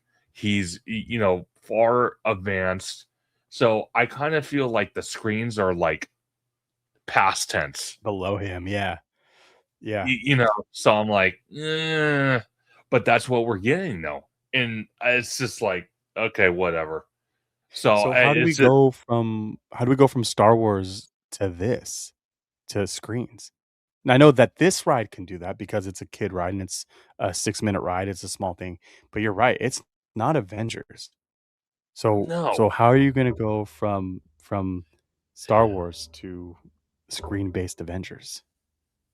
I don't know, man. Like, I mean, I'll tell you this. I think because we were back in 2024, we were not expecting they were going to announce Stark Flight Labs. That's why I think Mhm, we're getting so heavy on the screens for Infinity Defense. I guarantee you, if that building, the size of it, what we're seeing right now being constructed, if that was all Avengers Infinity Defense and Stark Flight Labs didn't exist, I mhm. would tell you right now, I think it would be like Rise of the Resistance, where you have a lot of practical sets, like mass majority of it, a lot of animatronics, and the screens would complement that. It wouldn't be the focal point like it is with Peter Pan, unfortunately. Yeah, But and, as we're just getting pulling oh, go ahead. Oh, no, I was just gonna say, since this massive show building is playing host to 2 attractions, that's why I think they're going heavy on the screens, and I think it's gonna be a big mistake. Yeah, and just pulling up some concept art, like, you're right, dude. Look, this bottom one with Ant-Man, there's no way that's gonna be anything but a screen. I think that Iron Man right there in the left corner could possibly be an animatronic, but from the way I'm seeing this, that's all screen-based. Oh, yeah, 100%. Yeah, It sucks. again, I I But then you got wanted this. I Go wanted ahead. him as an animatronic. Dude, if you have a I King want him. Thanos, Psh, so that's what I'm saying, pick like, this scene right here, this isn't hard to make, and then just have no. him stand there with the fucking thing in his hand and, like, call it a day. Yeah. Dude, that'd be dope. Or if they make the animatronic like what Walt does for the show, and he starts walking towards you, a physical animatronic walking towards you. That'd be Yeah, dope. that'd be That'd so be cool. sick. It and this is using the KUKA arm, right? The Stark Flight Labs is, yeah. Okay, Stark Flight, okay. So, I mean, realistically, what do we I don't know. I just hope we get something better because they dropped the ball with Spider-Man. Oh, 100%. 100% agree. Now, it's funny because we're kind of all speculating. I've talked to OG about this. We're all speculating that the Disney Academy that's on Hollywood Boulevard, they could keep the facade for the building, but the actual building behind it would go away. And they Mm, could build another attraction for Avengers in that area. They could do it, or they could just take over the Hyperion footprint, which I don't think they're going to do because I think quite honestly, I know Disney won't say it right now, and I don't think they're going to say it at D23 unless they want to be chased off stage, which I don't think they want that either. But I think eventually the hype hearing will go away for a second Avatar attraction. I think it's already slated Yeah. for that. I just don't think they're going to announce it at the panel. I think it's going to be one of those like what we saw with Tom Sawyer's Island at Magic Kingdom, where they announce it days after, where people can react to it online. They don't have to stare people down, on a stage. So I think that's Yeah. going to happen eventually. Yeah, and I love what they're doing over there in, Magic Kingdom. I'm not a huge fan of Tom Sawyer Island in general anymore. I used to love it. It's just pain in the ass to get over to it. There's nothing to do there. So the fact that they have that area to be able to use, unlike Disneyland, it's okay. It's not that big of a deal. And I've been on the record saying this too. Like if they were to take our water and split it in half this way, and that use that Yeah. whole backside as an expansion, I'd be okay with that. And figure Yeah. out something else to do with Phantasmic. Phantasmic barely runs as is or at full capacity at 100%. I know it's an icon, but there's always something else you can do in that water area that's still going to pull in a lot of guests as a main show. But I don't know. Disney's been doing a great job as using their castle and the fireworks show as their main event, anyways. So Yeah. Well, see that's something I look at too, because when you look at it, Disneyland plays host to that. They have the castle, they have the projection mapping, they have the fireworks, the music, and then you look at DCA, you have World of Color with the found, show with the lights, the water, the music. And then I kind of feel with the third gate, when they eventually do build that, they could look into the technology of using drones as a nighttime show. So you'll have yeah, 3 different parks at the resort offering 3 different nighttime experiences. I think that would be the best thing. yeah. And then the people would also complain too, like, what are you going to do with the ships and all that? My thing is how Uh, I say you dry dock the Columbus, not Columbus. Columbus can go. Sorry, get rid of that, which sucks. I love that boat or that ship. But you can dry dock the oh my god, what's it called? The Mark Twain and just make it a restaurant or like a grab and go or something like a quick meal where you can still grab it from the little place and sit there and eat on it. And then you have a Tiana meet and greet on it. Like that's so simple to do. Call it a day and it would still bring in people. You're gonna save in money because you're not having to use the electricity or gas or whatever to fucking get it around. It's still gonna bring people onto it. Gives extra place to sit, extra revenue for food. It makes sense, and then that keeps something in the front of the house. Then you have the front of Tom Sawyer Island still there, where people can see it from a distance. I mean, have you ever read Tom Sawyer, The Adventures of Tom Sawyer and Huckleberry Finn? Yes, I have. Okay. Do you know anybody else that is under the age of 35 or 34? Not anyone that's in our content space that I know of. There you go. And I know for sure my kids have never read it. So we get rid of Tom Sawyer's Island. Are we going to be okay with that? I think so. And the fact that we tried to do it where we had Tom Sawyer Island and use pirates, I thought that was a great concept. They half-assed it. They didn't go all the way with the pirates. And I think Yeah. that's what fucked them up. They could have done so much more to that. And once again, Disneyland's landlocked. There's your extra land that you need. There's that extra water. I hate getting Yeah. rid of the whole water. Get rid of half of it. I think it'll be okay. I promise. Well, see, I agree with you, because when you look at Phantasmic, Murphy caught fire, so it's been running in B or C mode forever. Then Yeah. you have a lot of the effects on Tom Sawyer's Island that's broken, haven't been fixed. You have a little fort area that used to be open to the public. I think it was like a shooting range or something. That's now closed off for a costume department for the cast that does Phantasmic. You can't Mm. get on the front of the island because it's blocked off. So I have to agree with you at some point, because people also say that there's not enough sit down restaurants at Disneyland.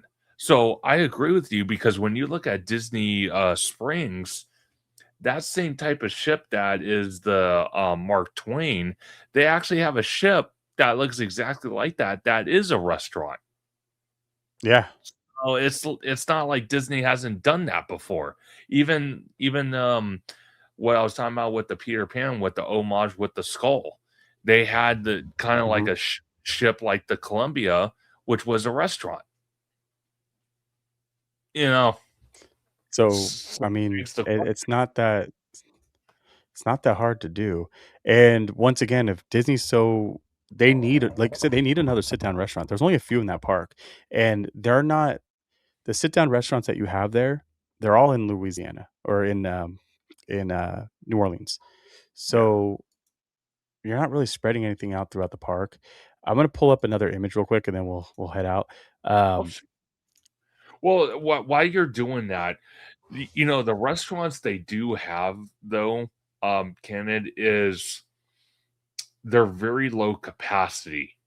So yes, that's why there's not that's why people say, "Oh, there's not enough sit down," because the restaurants they do have don't have the capacity they should because they were built, at a time where, modern codes didn't exist.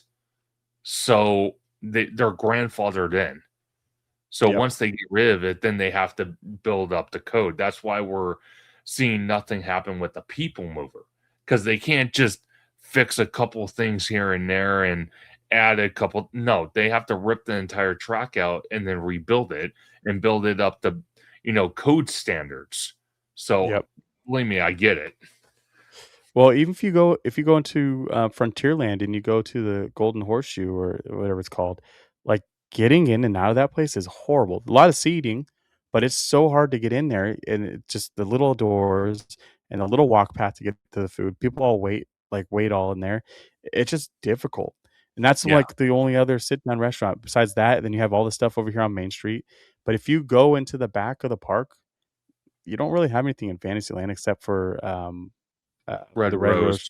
Red Rose Tavern. Yeah, and then you go to Tomorrowland, and you have the One Galactic Grill. Even that's, like, a weird place to sit because it's kinda hard, but you go in the very back, you have the Pizza Planet. That's kinda it, and then, like, there's just not a lot to do to eat.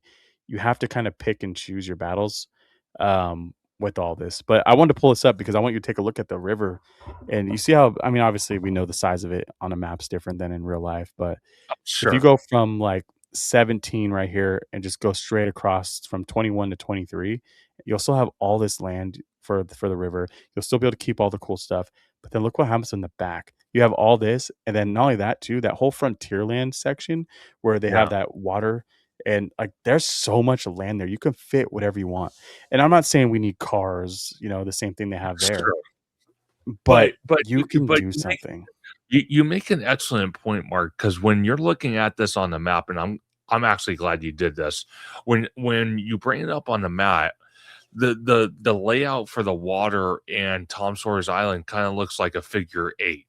So if you cut Yes, that in half, you could still have Phantasmic on the front part where you still have the Mark Twain going around in a circle, but the just cut it back, right where the 21 is, right? yeah, the back half would be another expansion or another big e-ticket attraction. I could see it. So I could that see it now. now here we go. I'm gonna ask you, what are you putting back there? Tangled. Is that where we put our villains? Tangled? So you I say, would put "Fuck Fantasyland," you're just gonna put Tangled back there? I would put Tangled because think about it, man. You're a lot closer to Fantasyland. You're a lot Yeah. closer. You could do it. All all you have to do is just make this little route right here something fantasy-ish and let it I mean, dude, if you do Tangled, though, you're only taking up probably this little section. You're still gonna have all this land over here. That's so much land. Well, think about it. If you put it, if you put Tangled more off to closer to Fantasyland, but still in that water area, they could build another Galaxy's Edge attraction. They could do it. It's Yeah. not Well, they still have expansion for impossible. that, though, Yes, they do. They up they here. they do have that. I kind of feel like the expansion slot though it would either be a backstage building or it would take over the Fantasyland Theater. Yeah. Yeah, and I mean, because if you look at that's a lot of land too. So there's that. One thing I do wanna point out before we move on to that piece, Sure. there's no show buildings here. So that's a No. huge plus too. So you don't have to worry about having to butt up to a show building or hide a show building. The only thing you have to worry about is not seeing Galaxy's Edge from where whatever you're putting there. Yeah. 100%. And we can't be the So only ones talking about this. no. No. And again, you could still have Phantasmic. That's the beauty of this. You just like you said, you cut it off at 17 and you leave the front half Phantasmic and the rest of it you build more stuff. Yeah. It's more than possible. But see, again, I can kind of see people pushing back or even Imagineers pushing back or whoever, because the problem, well, it's not really a problem, but again, it goes back to when Walt Disney himself was Yeah. building Yeah. Disneyland. That water is incorporated in multiple areas of the park. So it's like the Yep. reservoir for the park. So how do you fix that problem? Yeah, and a buddy of mine told me that there has to be a certain amount of water, I think, in the park for, purposes of fires and stuff like that too. So that doesn't mean we can't get tanks on the outside and hold gallons of waters. Um, the Phantasmic thing you're saying makes sense. I actually never thought of that, being able to cut it right there as a figure eight. That makes a lot Yeah. of sense. Dude, it's doable. That's a shitload of land. Anybody out there that's watching, if you can survey this land and let me know how much space they would have if you were to cut it at the 17 and go straight across to about 23, because I think you would have to shape it kind of like this. I want to know how many acres that would be, because if you kind of pick up Big Thunder Mountain and you put it where that 17 is, you still have about half of that area left. So I'm assuming you can fit a whole land in there, or a big enough land. Yeah. It's more than possible. And again, that's the beauty of this, looking at it from where we're looking at. You know what I mean? I do find it Mhm. interesting though that you also have a lot of land, or maybe they just didn't fill it in. Because if you see where Right here. Space Mountain is at, you Yep. know, what's all that? I think those are show buildings, though. I think that's the show buildings and the food and the remember that's Oh, that's backstage. I it. mean, see, I actually don't that's probably backstage, but that doesn't mean there's not a lot of land. And you gotta really think of it too. You have all the show buildings for Honey, I Shrunk the Kids or Honey, I Shrunk the Audience. You have the, show building for the, what was the other thing that was right there? Uh Oh, the Starcade. Yeah, there you go, thank you. Yep, the Starcade. So there's room there to do something, at least another attraction, and then not only that too, you still have Innoventions or whatever the fuck they call it now. Like, Yeah. Fantasyland just needs to get its shit together.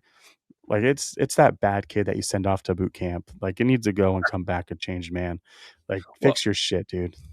see, that's what's funny, Canada, because I had this conversation with the Leaving Today podcast crew and Hollow Gelato, and it came up to a point where we were talking about the Space Mountain, refurb that we talked about tonight. And what's interesting is you look at Tomorrowland at Magic Kingdom, they are able to take section by section and upgrade and update certain attractions. For Disneyland, it's a lot harder to do because that stuff has been sitting and it predates any new codes that exist now.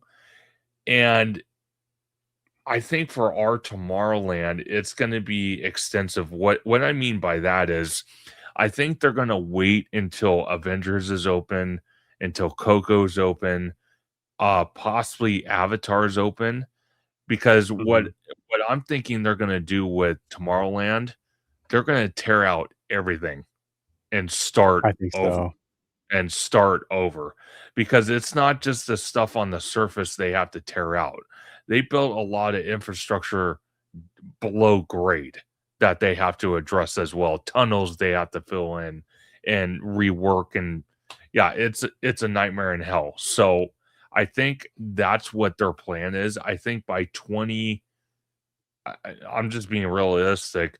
I think we won't hear anything about Tomorrowland concrete until 2030.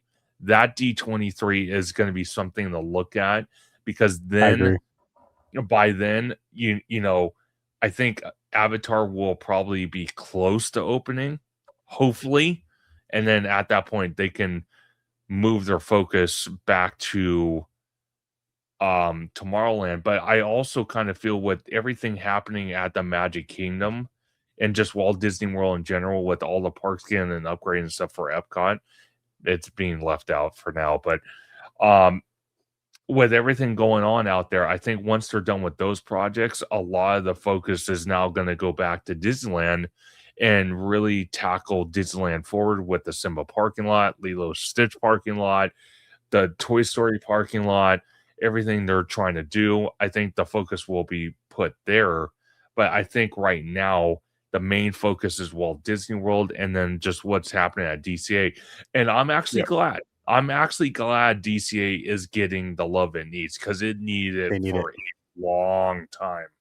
It does. And I think you're 100% correct on the timeline because there's no way you can shut down Space Mountain and not have something to back it up, Yeah. especially in Disneyland because that ride 60-minute plus almost every single day. Doesn't matter Oh, the yeah. time of day. That is the most popular ride in that park, like realistically. Um, and it it's honestly too, it runs really great for being older. I know it has a new retrack and everything. It's pretty consistent. So having that down and then the inconsistencies with Pirates, not Pirates, excuse me, with Indiana Jones, um, and even with in Galaxy's Edge too. I mean, the Rise of Resistance goes down a lot too. So you need something that's gonna be reliable, and I think the reliability is gonna be able to be, going over to DCA. On top of that too, the money that they're gonna get back from selling hopper passes, uh, the thing is you don't just go to DCA and not pick some food up while you're over there because that's where all the food's at. So I think they're Sure. gonna make that extra money and revenue that way. So I think it's almost a strategic way to plan this out by having more people over on the other side. But at the same time, capacity for just Coco doesn't make sense. So we need to make sure that Avatar gets built too. Yeah. So once Avatar is done, that'll open up more capacity and eat up more people. So we would be able to have Tomorrowland down. Let me ask you this last thing before we head out. Do you think that if we do get a Tomorrowland refurb that is done in phases, so that the last phase is touching Space Mountain? If I had to guess with phases, I just my thing with phases, I just don't think it's gonna work because you have the problem with our Tomorrowland compared to Walt Disney World's. The one thing that's kind of in the way is the old People Mover track, and you Yeah. can't do section by section because that People Mover track goes in and out of the buildings, so it's extremely hard to do. I think personally, what I would like to see is them to tear it all out. Um, I mean, even to the point where they leave the actual building for Space Mountain, but everything around it gets torn out. And if they want to bring back the People Mover, which I'm perfectly fine with, but build it like it is with the one at Magic Kingdom, where the track out like it goes on the outside of the show buildings. Like it does go into some of the show buildings, but it's not all indoor show building. A lot of it's outdoors. So that's what I would like to see.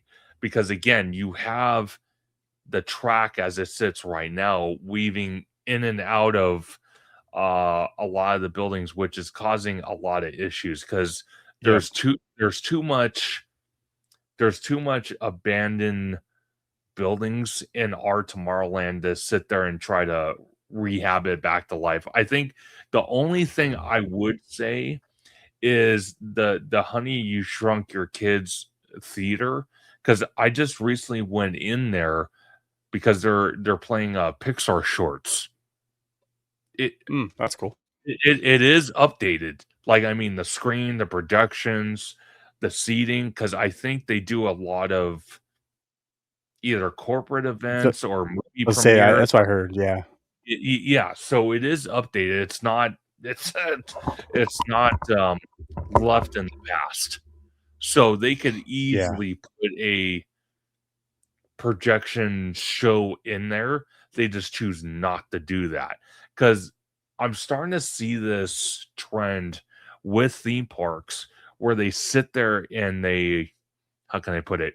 They're incorporating buildings and structures inside the theme parks that's play hosting to corporate, like corporate events. It's like, no, why are you doing that?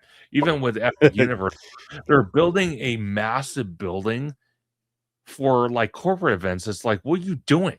The park needs more capacity, build more attractions. Don't build yeah, something that they can host a convention in the damn Helios, one of the ballrooms in the Helios. Why are you doing that? It's the yeah. same thing with Hyperion. You're keeping a massive, beautiful theater for what? For corporate parties? What's that doing That's for so the much space. Disney guest? Build us another attraction. If you're gonna sit there, They had the you're gonna convention center across the street. that's what I mean. If you're gonna sit there and tell me you're gonna charge me $10 for a damn churro, give me more attractions. Come on, man. Yeah, It's not yeah, hard. It's not rocket science. yep. And you brought up a good point too, is having the infrastructure thing, but Autopia. So I mentioned this a few times, and I'm just gonna bring Yes, this sir. into it. I'm probably gonna make another video on this probably tomorrow. Of course. Autopia has a contract with Honda, and it was a 10-year contract. That contract ends the end of this year, 2026. It's been 10 years already. And Wow. since California is crazy and we gotta follow all these laws and gotta save all the salamanders, shout out to all the salamanders out there. We have a carb, um, like some kind of carb thing we gotta worry about. So Disney's has an agreement with California that they can no longer have their gas powered cars. So they have to move over to electric. And that has to be done by February 1st, 2027. So this is what I mean by phases. Do we get a new sponsorship? Do we go with Tesla or Rivian or any of those cars that are going to do electric, or do we not sign up? Disney does not sign anything with anybody. We get these cars that are generic, and we run those for a couple years until we got to remodel. Or do we do this in a phase and they're going to shut down the ride completely, and that's when you start your Tomorrowland? Ooh, that's a tough one. But we I haven't. And the thing is, we don't have an announcement yet, dude. Avatar could still change. Avatar can still come to Disneyland. It could. It could. Okay, I'm gonna speculate here because man, you have it I on dude, on we're the we're top so, of me. we're I so far. love This is another video, but fuck I it, let's love keep this. going. Um, I kind of feel with the sponsorship ending for Honda, I think we could strike a new deal with like Tesla or something like that, but I think it would be a short contract if that makes sense. Okay, Like I mean, not either another a 10 year. well, it could be a 10-year, which means it would exist until 2035 or no, 2036, which I think that would That's out of your be timeline, way man. too long. So I think either if they could reach a 5-year deal with Tesla or one of these other electric companies, they'll do so, maybe even GE, who knows? That'd be Um, cool. They still use a lot of but GE stuff over in Florida. yeah, so they could strike a deal with them, short-term deal, or like you said, they might not sign a deal with a branded company and just try to keep Autopia alive for five the next 5 years until they're ready to make the announcement for Tomorrowland for the remodel and possibly Arendelle or some other land that might go in that spaghetti bowl area if it's not going to be part of Tomorrowland and just close down the submarines and whatever land goes in that area, you keep the water part of it, You need but to. you get rid of the attraction. Yeah. And the like the whole thought of leaving it generic, I don't think Disney would do that, especially the way that the park runs. they don't Sure. wanna pay any money for anything. Oh, So if no. they can get a free pass from any company that will come in and just wants to slap their name on it, because even Honda slapped their name on a few things, put the little logo on the cars, and made their weird little Honda space guy, and that's it. They didn't really do too much to that ride, and they made it, like, fresher, cleaner looking. It worked really well for that partnership. I didn't need it to be over Honda, like, I'm still in Disneyland, I'm not in Honda Land. Um, so how far would a Tesla really go? I mean, what would they change there? Do you think they would even change anything? They would just slap the Tesla logos on these new cars? Would we be I getting different Model T or the Model whatevers, a whole bunch of different cars? We can get fucking Cybertrucks. Little mini Cybertrucks. it to be honest with you, this is my thought process. I think what they might do, they might strike a deal with Tesla, and meaning that how can I put this? It might be a 10, maybe 20-year contract, but think about it, there would be a clause in it where, Yeah, yeah, it would be at Disneyland, but when they're ready to do the remodel for Tomorrowland, if that area gets consumed by Tomorrowland, let's say, cross my fingers, they put in Tron or they put in Guardians of the well, not Guardians of the Galaxy, not that IP, but that ride system, but Tron or Tomorrowland-esque, but mhm, they have the deal, but then they take out all the infrastructure, the ride vehicles, all that. They carefully, package them up and ship them to Walt Disney World, and they revamp their motor speedway, and they incorporate it over there. that could work. They could do that. They could strike a deal with Tesla to do that and just have that clause in place and just say, "Hey, it's gonna last maybe about 5 years here at Disneyland, but we're gonna keep the contract alive. We're just gonna move the infrastructure, all that stuff to the Tomorrowland Speedway at Magic Kingdom." Yeah, You and as could much do as, like as much as I my kids love Autopia, I get it. I mean, that's their first car they get to really drive. that. Um, it's still just kinda like it takes up so much space and it smells like shit. So if it was me and in a perfect world, obviously I would get rid of it and use the land. But if Tesla was to sign a contract or 5 or 10 year and we were not getting expansion for 5 to 10 years, I would wanna see them kinda go the Epcot route and teach me and my kids something new, especially about energy. I would love for them to go into kind of how they design these cars, how they use the technology to move forward, and how they're using it to power the car that you're in. Like, I think Disney needs to get back to some of that stuff too, where Disney World does a great job. Epcot is, like, fucking genius. That's why I love going to Epcot because I learned something and I walk out of there feeling like, "Oh, dude, I'm gonna go tell somebody what I learned today." Same thing with Animal Kingdom. I learned about a fucking animal today. Like, those are the things that I love, and I think children still need to be stimulated in that sense of, like, learning something when they're out there. That's why I like taking my kids to the zoo because they get to read the sign, they get to learn about the animals, and they get to leave having that knowledge, where if you go to a theme park, yeah, you're going to have some fun too, but Walt wanted you to be able to absorb and to be able to craft your future, and the only way to do that is by gaining knowledge. Yeah. No, 100%. And that's what I also like about Epcot too, because I kind of got that vibe when I was down there. But one thing I like about original Epcot was a lot of the attractions were sponsored. So Disney Yes. really didn't have to pay any money. They saved a lot. Like, I mean, a lot, because the sponsors took care of the attractions. And I don't get why they're kind of running away from that. Like, I mean, they haven't completely run away from it because if you look at Tron, it's presented by Enterprise. So, Yeah. they are still doing it, but Same they're with People Mover, I believe. yeah, the same thing. So they are, kind of still doing it, but they're not doing it as much as they should. But the trade-off is though that they're having, other Disney parks around the world, like companies like the Oriental Land Company, that's paying for the R&D. So they're paying Disney to license the IP, and Disney themselves are reaping the benefits because when they want to bring those attractions to the domestic parks, they're paying a fraction of the price because the R&D is already done. Yeah. Yep. And just like even just to point this out a little bit, like Goodyear used to be the sponsor back in the day for the People Mover before they went Yeah. over to Enterprise. But if you still go and look, you know the little conveyor belt that brings you up?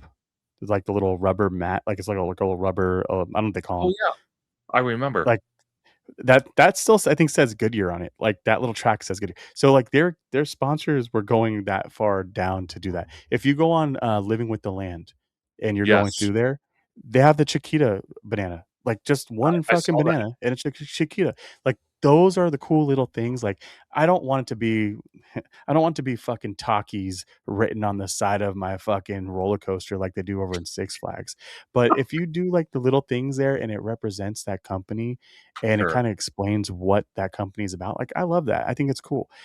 We don't need it on every single thing, but I love the fact that you go on, Test Track, and it's sponsored, what, by GM, Yeah. and you go in there and the cars are modeled after GM cars. Like, that's the kind of sponsorship that makes sense for what it is, and I think we need to get back to that too. If you can get a sponsorship, make a little bit of extra money on the side, you're representing a brand that makes sense for what that ride is. I don't see a problem with that. No, I don't either. And actually, it's quite funny because I'm actually shocked Disney has not strike the deal with Tesla yet. I'm actually kind of shocked by that. But they've Yeah. s- Honda's the they've strike. biggest sponsor they have in Disneyland, right? Sorry for cutting you Yeah, off. no, no, no. I think it is because I think the only other sponsorship that Disney's done recently is with Formula One, Mhm. and that whole thing. And it kind of begs the question, like I mean, when I first saw that, I'm like, I wonder if that has something to do with Autopia. Because what do both things Ah, have in common? Cars. yeah, So that's it's true. like, wait a second. So, but again, they're because of regulations in the state of California, they're getting away from the gas powered vehicles. So, I don't know how that would work, but it's kind of going back to Tesla, though. I'm actually kind of shocked they haven't done it yet. I'm really shocked. Yeah, and yeah, I can't really think of any other big sponsorships in Disneyland. So it is weird No, that you get pulled away. And I mean, you'll go in there and you'll see like the sign, it'll say like sponsored by like Minute Maid or something like that, which don't get me wrong, Minute Maid's here, that's Coca-Cola, but they already have a Coca-Cola sponsor. So yeah, it's not a big thing. For Honda to sign a 10-year deal to be able to have their name slapped on a car, that's a big sponsorship to have and a big deal to do because that means Disney can't touch that. And that means Honda's gonna pay for it, and they're gonna sponsor everything within that park.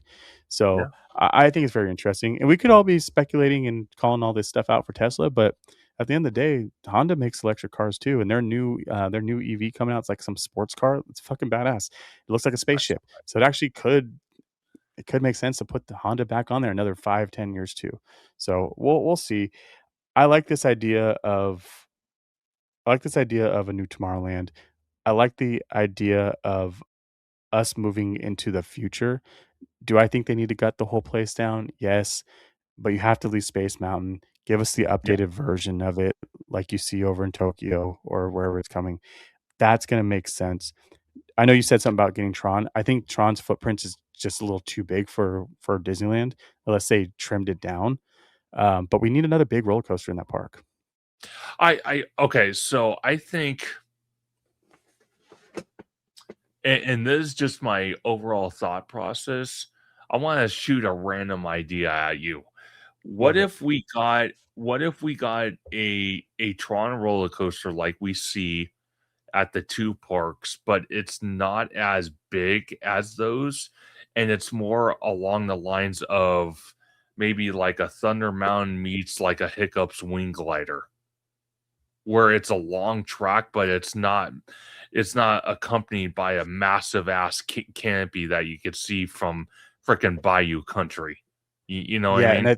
I think that's what it would have to be because the way they did it at Disney World or Magic Kingdom, they used the show building to create a walking path and, like, a full area, almost like its own little mini land, Yeah, where we wouldn't be able to do that. So if it was just the show building, the ride, we would still need it to go like, we would need it to fly over man, that would be fucking cool. having the ride fly over, like, over Tomorrowland because it's so small and compact that it would fly over it. That would be awesome. We could still do a half-ass canopy. We just wouldn't have that part extruding from the front of it, like, it would just be the back part. I No, think that can work. yeah. Well, let me ask you this, because you're the one person I haven't talked to about this.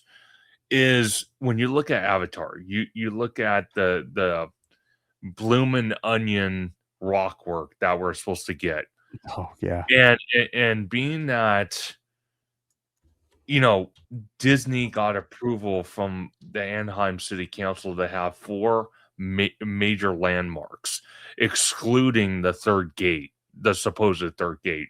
So it'd be Disneyland, DCA, and that expansion slot we saw, earlier that's to the left of both parks. Mhm. Do you see the Avatar rockwork being close to that 300 mark and being one of those landmarks? Do you see that? No. Really? No. Because how tall is the Matterhorn? 180 feet or something like that? I can't remember off the top Yeah, of my head. yeah, it's something like that. What's the tallest point in both parks? T I kind of Tower of I Terror yeah, or I was whatever it gonna is? say probably Tower of Terror or I don't Guardians. see this being that Guardians, yeah. Oh, dude, everyone call fucking Guardians, bro. About to get roasted. Um, lo I love that's why I love the internet. I mean, from this picture I pulled up, sorry to slow everybody. This picture I pulled up, it looks massive. It really does. I just Yeah, don't see it being there. And the reason being is that it's not in the back of the park. This is gonna be in the front of Disneyland. So you're gonna see it from driving through. You're gonna have all the hotels right there. You're gonna have all these other things. People already complain about the rocks, the lack of rock for Cars Land. This is gonna be bigger than those mountains. So it depends on where it's facing. If this is facing towards, Space Mountain that way, which I think it might be, then they could probably get away with it. But if it's facing the back of, like, Catella or whatever that, Disneyland Drive or Catella, whatever it is, that's gonna be a problem. I don't think it's gonna be that big. wow. Yeah, 'cause I'm kinda wondering what the 4 landmarks that Disney's gonna build that's gonna be close to that 300 mark or actually 300, and I honestly, I think one of them is gonna be Arendelle. If they bring Yeah. Arendelle to just that's gonna be one of them because those mountains are massive. I think it is Yeah. gonna be the 300 focal point, but I was kinda thinking this was gonna be the 300 because if you think about it, the show building is gonna be behind this rock work. You're So right. It will be this, but I don't really think they're gonna make it to that height. I think they just wanted to be able to get that patent or not patent, but or whatever, the signature on the paperwork just in case they wanted to do that. I don't think they're actually gonna yes. do it. Well, I think personally, I wanna say that they might not go all the way to 300, but they're gonna go above 200. Anything to hide Yes, the I'll give you show that. building. Yeah, Anything 100%. to I show just building. I think they wanted that grace period of it. So you're Yeah. right, by saying they're 3-1, this is gonna be one of them. I just don't think they're actually gonna reach that. And then Arendelle too, just to hide things, that can be it. But what's your last one? What's the last thing we're gonna get that's gonna be 300? That's gonna be tough, man. Because I don't know. Because you were bringing up what other IPs we could possibly bring into that expansion slot, and if it's not Moana and Villains Land.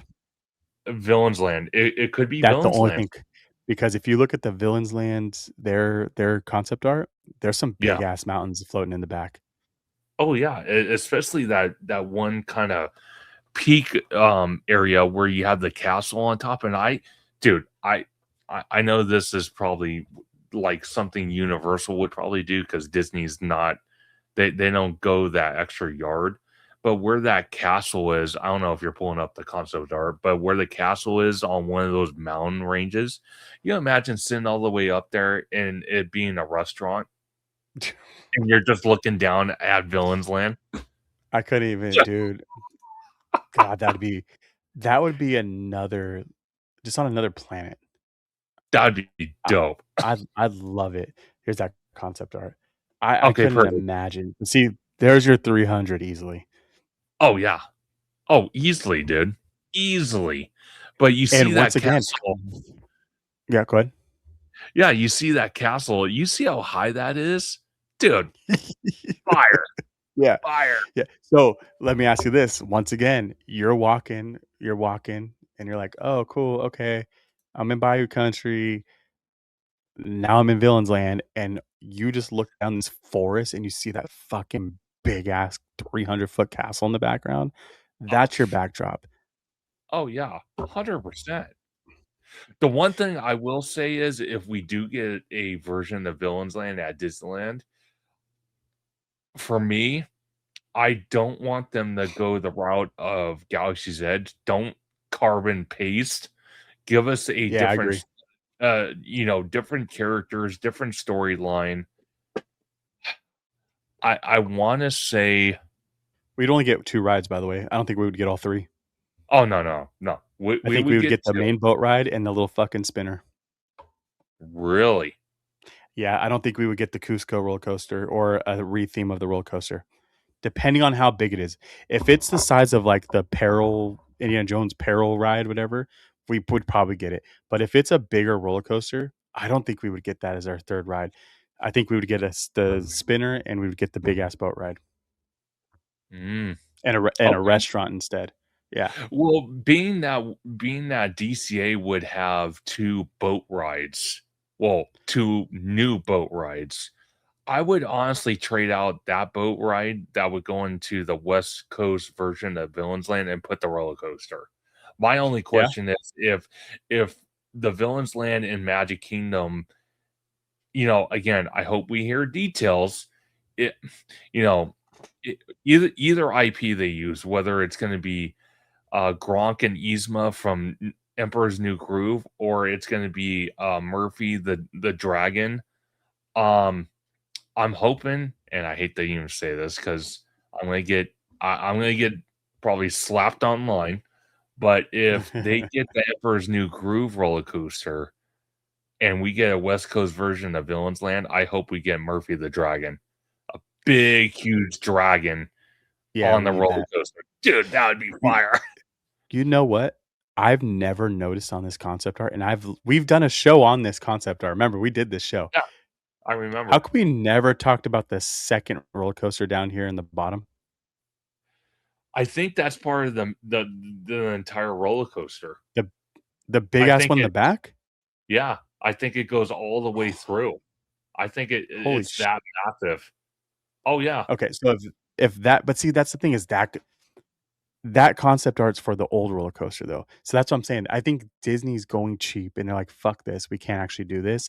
We're gonna have to go with Kronk or Emperor's New Groove, and we're gonna get this weird And ass little mini dude, roller I'm coaster." telling you right now, they go that direction, it's gonna piss so many people off. Like, Especially I mean, having Epic Universe down the street. yeah, well, that and we've been waiting for a Villains Land for decades and decades.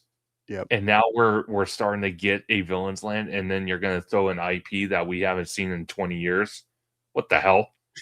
Don't get me wrong, It's that's actually one of my favorite Disney movies. I love oh, Emperor's New oh, Groove, sure, but but what not enough not to relevant. and the thing is, like, I got shit already. People are like, "Oh, I fucking love it. That's great idea, blah blah."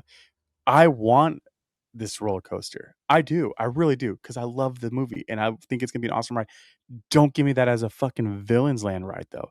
Don't give Yeah. me out of everything that all the time we've been waiting, out of all the villains in different storylines you're gonna give me Yzma. That's the issue. It has nothing to do with Emperor's New Groove. It has nothing to do with the ride. It's the placement and when and why and why and why. Like, don't fucking do that.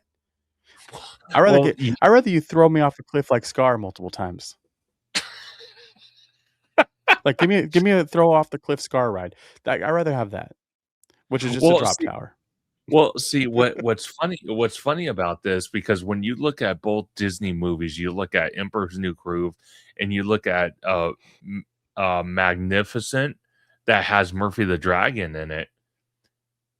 Emperor's New Groove, you have Gronk and Yzma getting in a ride vehicle, and going down like a roller coaster. Yes. So that's Disney's justification of trying to put that Yep. in Villain's Land. It's like, no, no, no, no, no. That She's that the I mean, she's the one of the worst. Her as a villain, she doesn't cross that line of over the top. Well, I guess she's over the top. Like she tries to poison a dude, but her poison is just changing him into a llama. She's not trying to like murk this guy. yeah, I don't no, know. And not only that too, like box office wise, it did not good. It was a flop. It did about 100 had $100 million budget, and internationally it made 80 million, and domestic it made 89. That's not huge. So they spent a lot of money on this movie, and then they made shows, which I guess the shows were popular. I, I don't see it taking place of any main course villain. That's the problem. yeah. Well, see, the other thing too, Canon, you have to remember is Disney. It almost seems like they care, but they don't care about putting IP into the park based off box office numbers. Being that Tron's the perfect example of that. So it's Yeah, like, yeah, but that's also a ride vehicle, and it makes sense. Like yeah, it made a little bit more sense. They didn't want to use Tron, but they needed to use the ride vehicle, and they wanted to use the technology. And sure, once you put it there, I'm like, okay, it's fucking Tron, dude. It's cool. It works. yeah, This is one of those where you're gonna walk through and you're gonna see Maleficent and all these other fucking horrible people, and then you're gonna look over and like, oh, there's Kronk and Yzma. Like that dude's funny, and she's just sucks at life. Like she's just mad at the world. Like I'm not. And that's the other side of it. I'm not expecting to see Jafar running around. Like I want to see, and see that's a weird part. The styling of this. You have this style that they're going with, this dark villain style. How are you going to mix animated villains with live action villains in the same place and make it look normal? I don't know, man. I really don't know because you're absolutely right. It kind of has that dark theme to it, but it also kind of has like that gothic type theming to it too. So Yeah, you're again, gonna watch Hook walk around this place. It's gonna look weird. it is gonna look weird.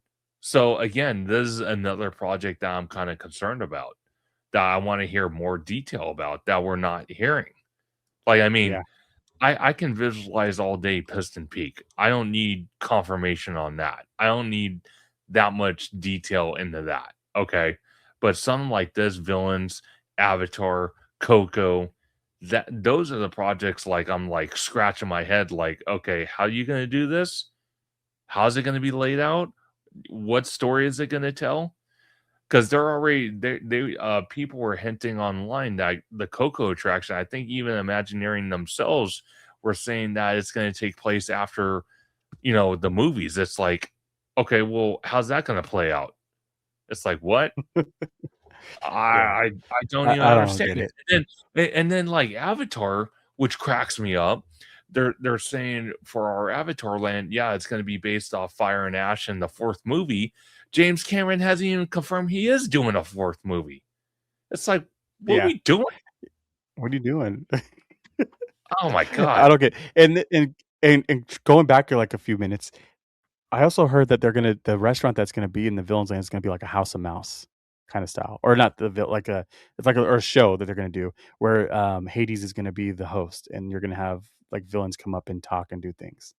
So you're gonna have these villains in there. But like the other side of it too, what am I gonna do? Have Pete the cat walking around? Like it's so weird because Yeah, it just doesn't make sense. And Pete to me, Pete is a villain in his own right, but he's like the Yzma villain to me. He's there's tiers of villainousness. I don't know if that's a word. And Pete the cat is like on the bottom tier of villains. Same thing with Yzma. I don't yeah, know. It's just we're just gonna have to figure this out, or they're gonna have to figure this out. Am I excited for it? Yes. The thing is with the track record that Disney has had with some of this stuff and not listening to its audience, that's what scares me. And I yeah. hope they don't go a Tiana Bayou adventure route where Oh, they're going dude, to try to make shit up, because once they start making shit up, that's when shit hits the fan, and it's not good shit. It's diarrhea no, and it's getting thrown everywhere. Like I want that thick turd, you know what I mean? The one that chops into half, not diarrhea. So don't give us that, Disney. Don't give us a half-assed storyline that you're making up, and then don't tell us you're gonna give us a fucking Disney Plus show and not come out with it, and then leave a ride that we have no idea what it's doing based off of because you didn't make the show. That's another thing that pisses me off. Where's our Tiana show? You fucked us up. Yeah, that's what I mean. I don't know. Anyways, this went on for a long time, but that's what happens when you have two dudes that love this so much and we have good conversations. This was a lot of fun. I appreciate you for jumping on today. This almost hit 3 hours. Everybody out there, I'm going to chop this up and I'm going to put a couple different things out there. So if you stayed the whole time here, I appreciate you. If you're going to catch the shorts, make sure you come back and watch the full thing. At the end of the day, I appreciate everybody. Go check out Theme Park Conductor over on his channels, which he's going to tell you about right now.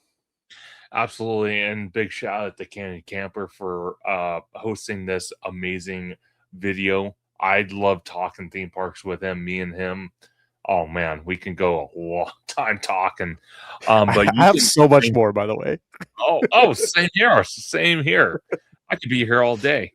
But you can find me Theme Park Conductor on YouTube, Instagram, and Blue Sky at Theme Park Conductor, on X at Theme Conductor, TikTok at Theme Park Conductor 1, and every Sunday at 5 or 7 p.m. for Conductor Sunday live streams, where we talk everything from Disney to Universal. We talk about everything theme park related. We do a little studio stuff, and we talk about, lately, we've been talking about D23 that's coming up in now less than a month.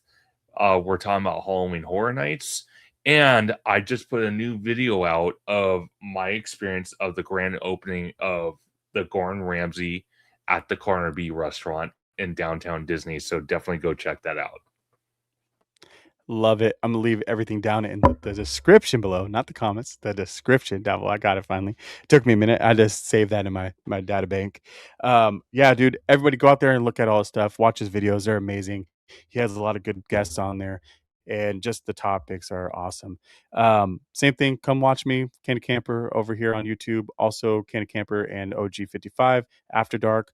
Pretty much every Friday, kind of now. We're gonna start doing that, and then check me out over on Instagram and over on Twitter. Not Twitter, I'm not there anymore. Instagram and TikTok.